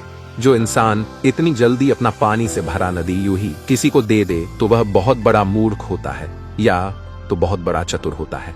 नदी के वजह से आप पैसे कमाते थे, लेकिन आपके बढ़ते कीमत के कारण बूढ़े बुजुर्ग पानी के बिना तड़प रहे थे और बच्चे अपना दम तोड़ रहे थे। तो हरिया, तुमने मुझे मूर्ख बनाया और मेरा मजाक उड़ाया। नहीं घनश्याम सेठ जी, हरिया ने आपका मजाक नहीं उड़ाया, न ही आपको मूर्ख बनाया।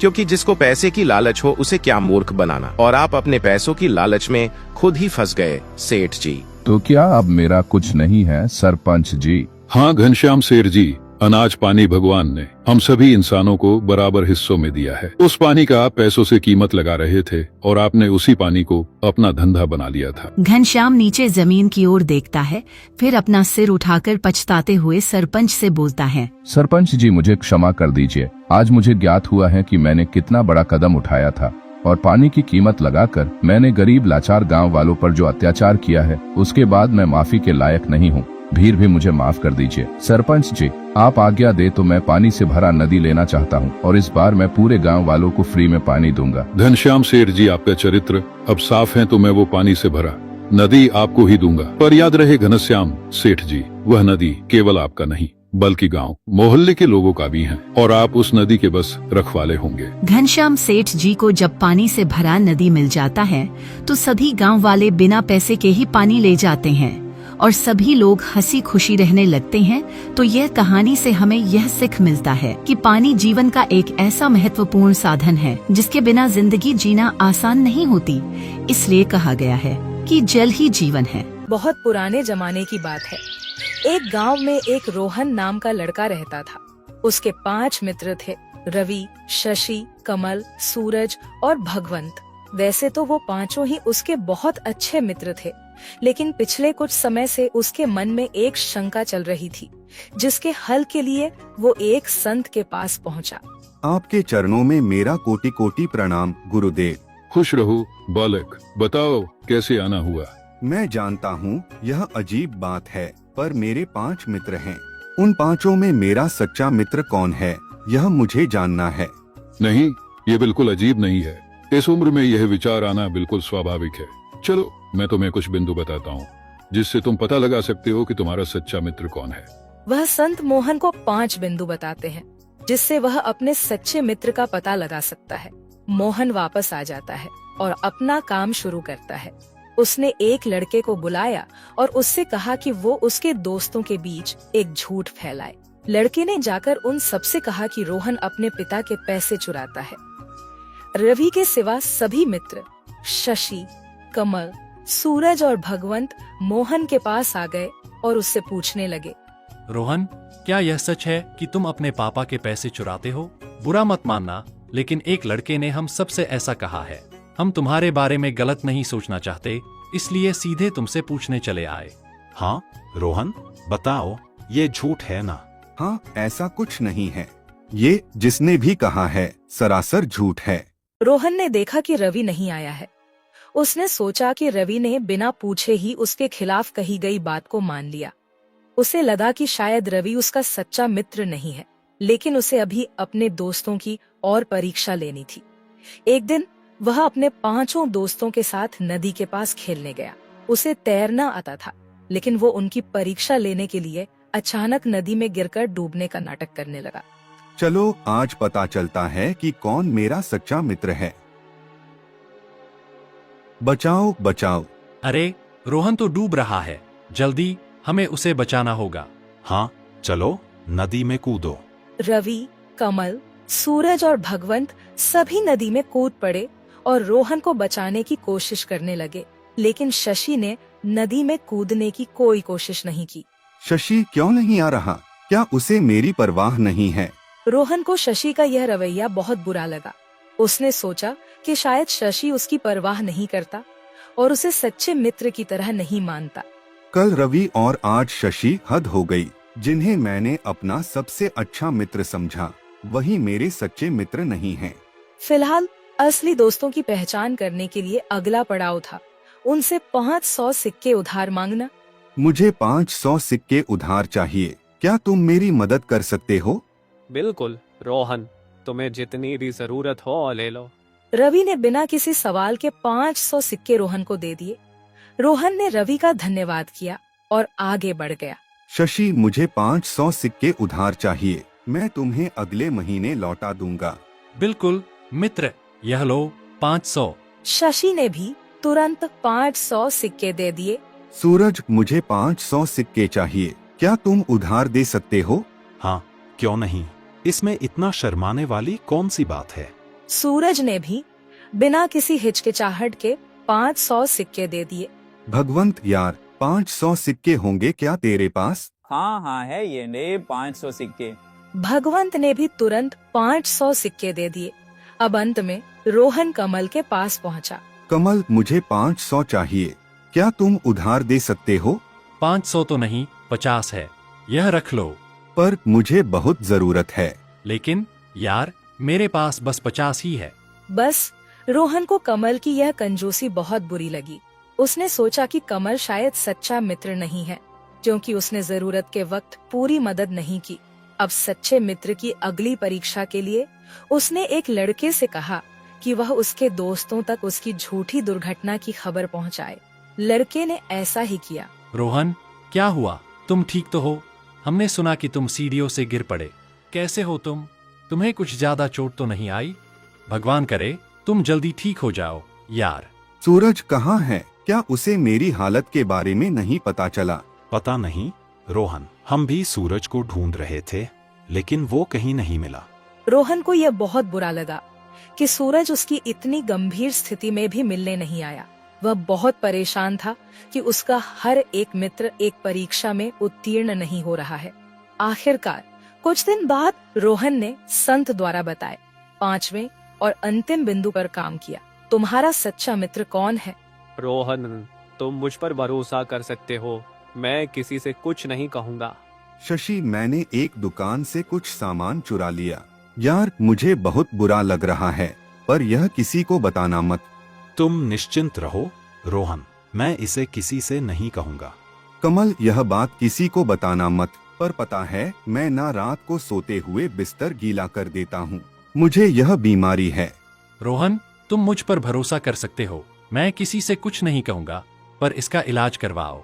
एक राज की बात बताऊं, मेरा असली नाम नामंगल है, पर यह सिर्फ तुम्हारे और मेरे बीच रहनी चाहिए। तुम निश्चिंत रहो रोहन, मैं किसी को नहीं बताऊंगा, मेरा मतलब मंगल। भगवंत, मैं तुम्हें अपना एक राज बताता हूँ, किसी से कहना मत। दरअसल मेरी माँ सौतेली है। अरे रोहन, ऐसा कैसे हो सकता है भाई? तुमने आज से पहले तो ऐसा कुछ नहीं बताया, पर चलो तुम मुझ पर भरोसा कर सकते हो, मैं किसी से कुछ नहीं कहूँगा। कुछ दिन बाद रोहन जब रास्ते से जा रहा था तो उसे एक लड़का मिला और वह बोला, क्या बात है रोहन, सुना है तुम्हारी माँ सौतेली है। रोहन को बहुत बुरा लगा और उसे समझ आ गया कि भगवंत ने उसका राज खोल दिया। संत के बताए 5 बिंदु पूरे हो चुके थे, पर उसके कुछ समझ में नहीं आया कि उसका सच्चा मित्र कौन है। इसलिए वो संत के पास पहुंचा और उन्हें पूरी बात बताई। आपके चरणों में मेरा कोटि कोटि प्रणाम। मैंने आपके बताए 5 बिंदुओं का पालन किया और अपने दोस्तों की परीक्षा ली, लेकिन हर एक परीक्षा में एक मित्र अनुत्तीर्ण हुआ। अब मैं कैसे पता लगाऊं कि मेरा सच्चा मित्र कौन है?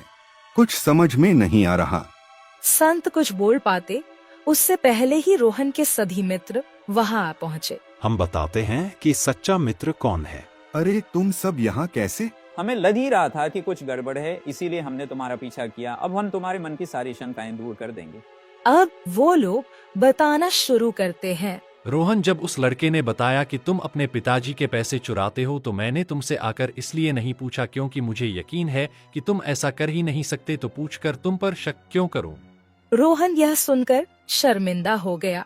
अब शशि ने रोहन से कहा, रोहन, मैं तुम्हें बचाने के लिए नदी में नहीं कूद पाया क्योंकि मुझे तैरना ही नहीं आता। अगर मैं कूदता तो हम दोनों ही डूब जाते। यार, मुझे माफ कर दो शशि, मुझे यह बात नहीं पता थी। मैंने बिना सोचे समझे तुम्हें गलत समझ लिया यार।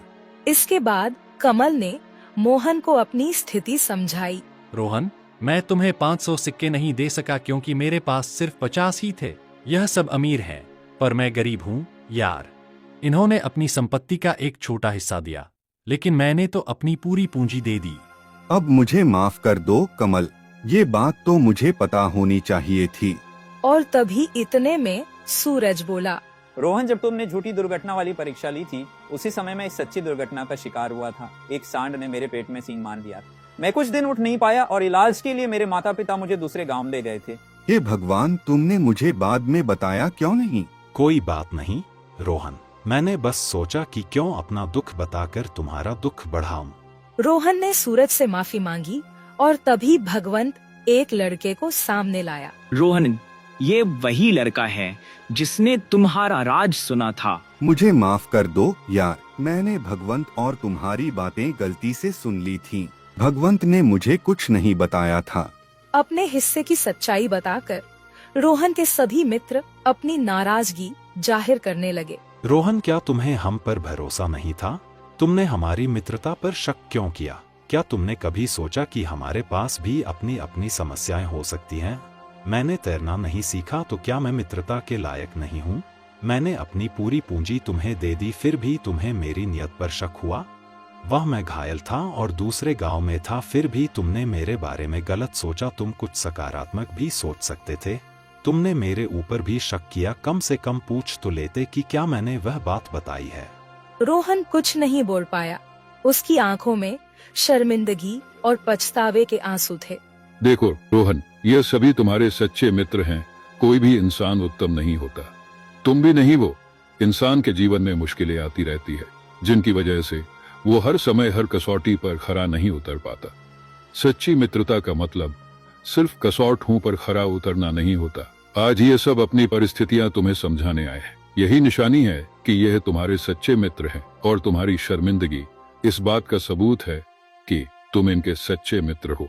रोहन ने अपनी गलती का एहसास करते हुए अपने दोस्तों से माफी मांगी। मुझे माफ कर दो दोस्तों, मैंने तुम सबकी सच्ची मित्रता पर शक किया और तुम्हें गलत समझा। मैं बहुत शर्मिंदा हूँ यार। कोई बात नहीं रोहन, हम सब गलतियां करते हैं। सच्ची मित्रता में समझ और माफी दोनों होनी चाहिए। साधु महाराज की बात बिल्कुल सही है।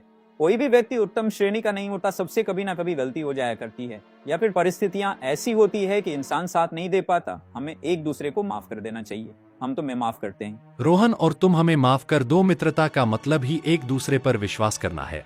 हमारी मित्रता पहले से भी मजबूत हो गई है। अब सब कुछ भूल जाओ, जो हो गया सो हो गया। रोहन को अपनी गलती का एहसास हुआ और उसने सच्ची मित्रता का मतलब समझा। सभी मित्र हंसते हुए एक दूसरे के साथ समय बिताने लगे। उनकी मित्रता अब पहले से भी ज्यादा मजबूत और गहरी हो गई थी।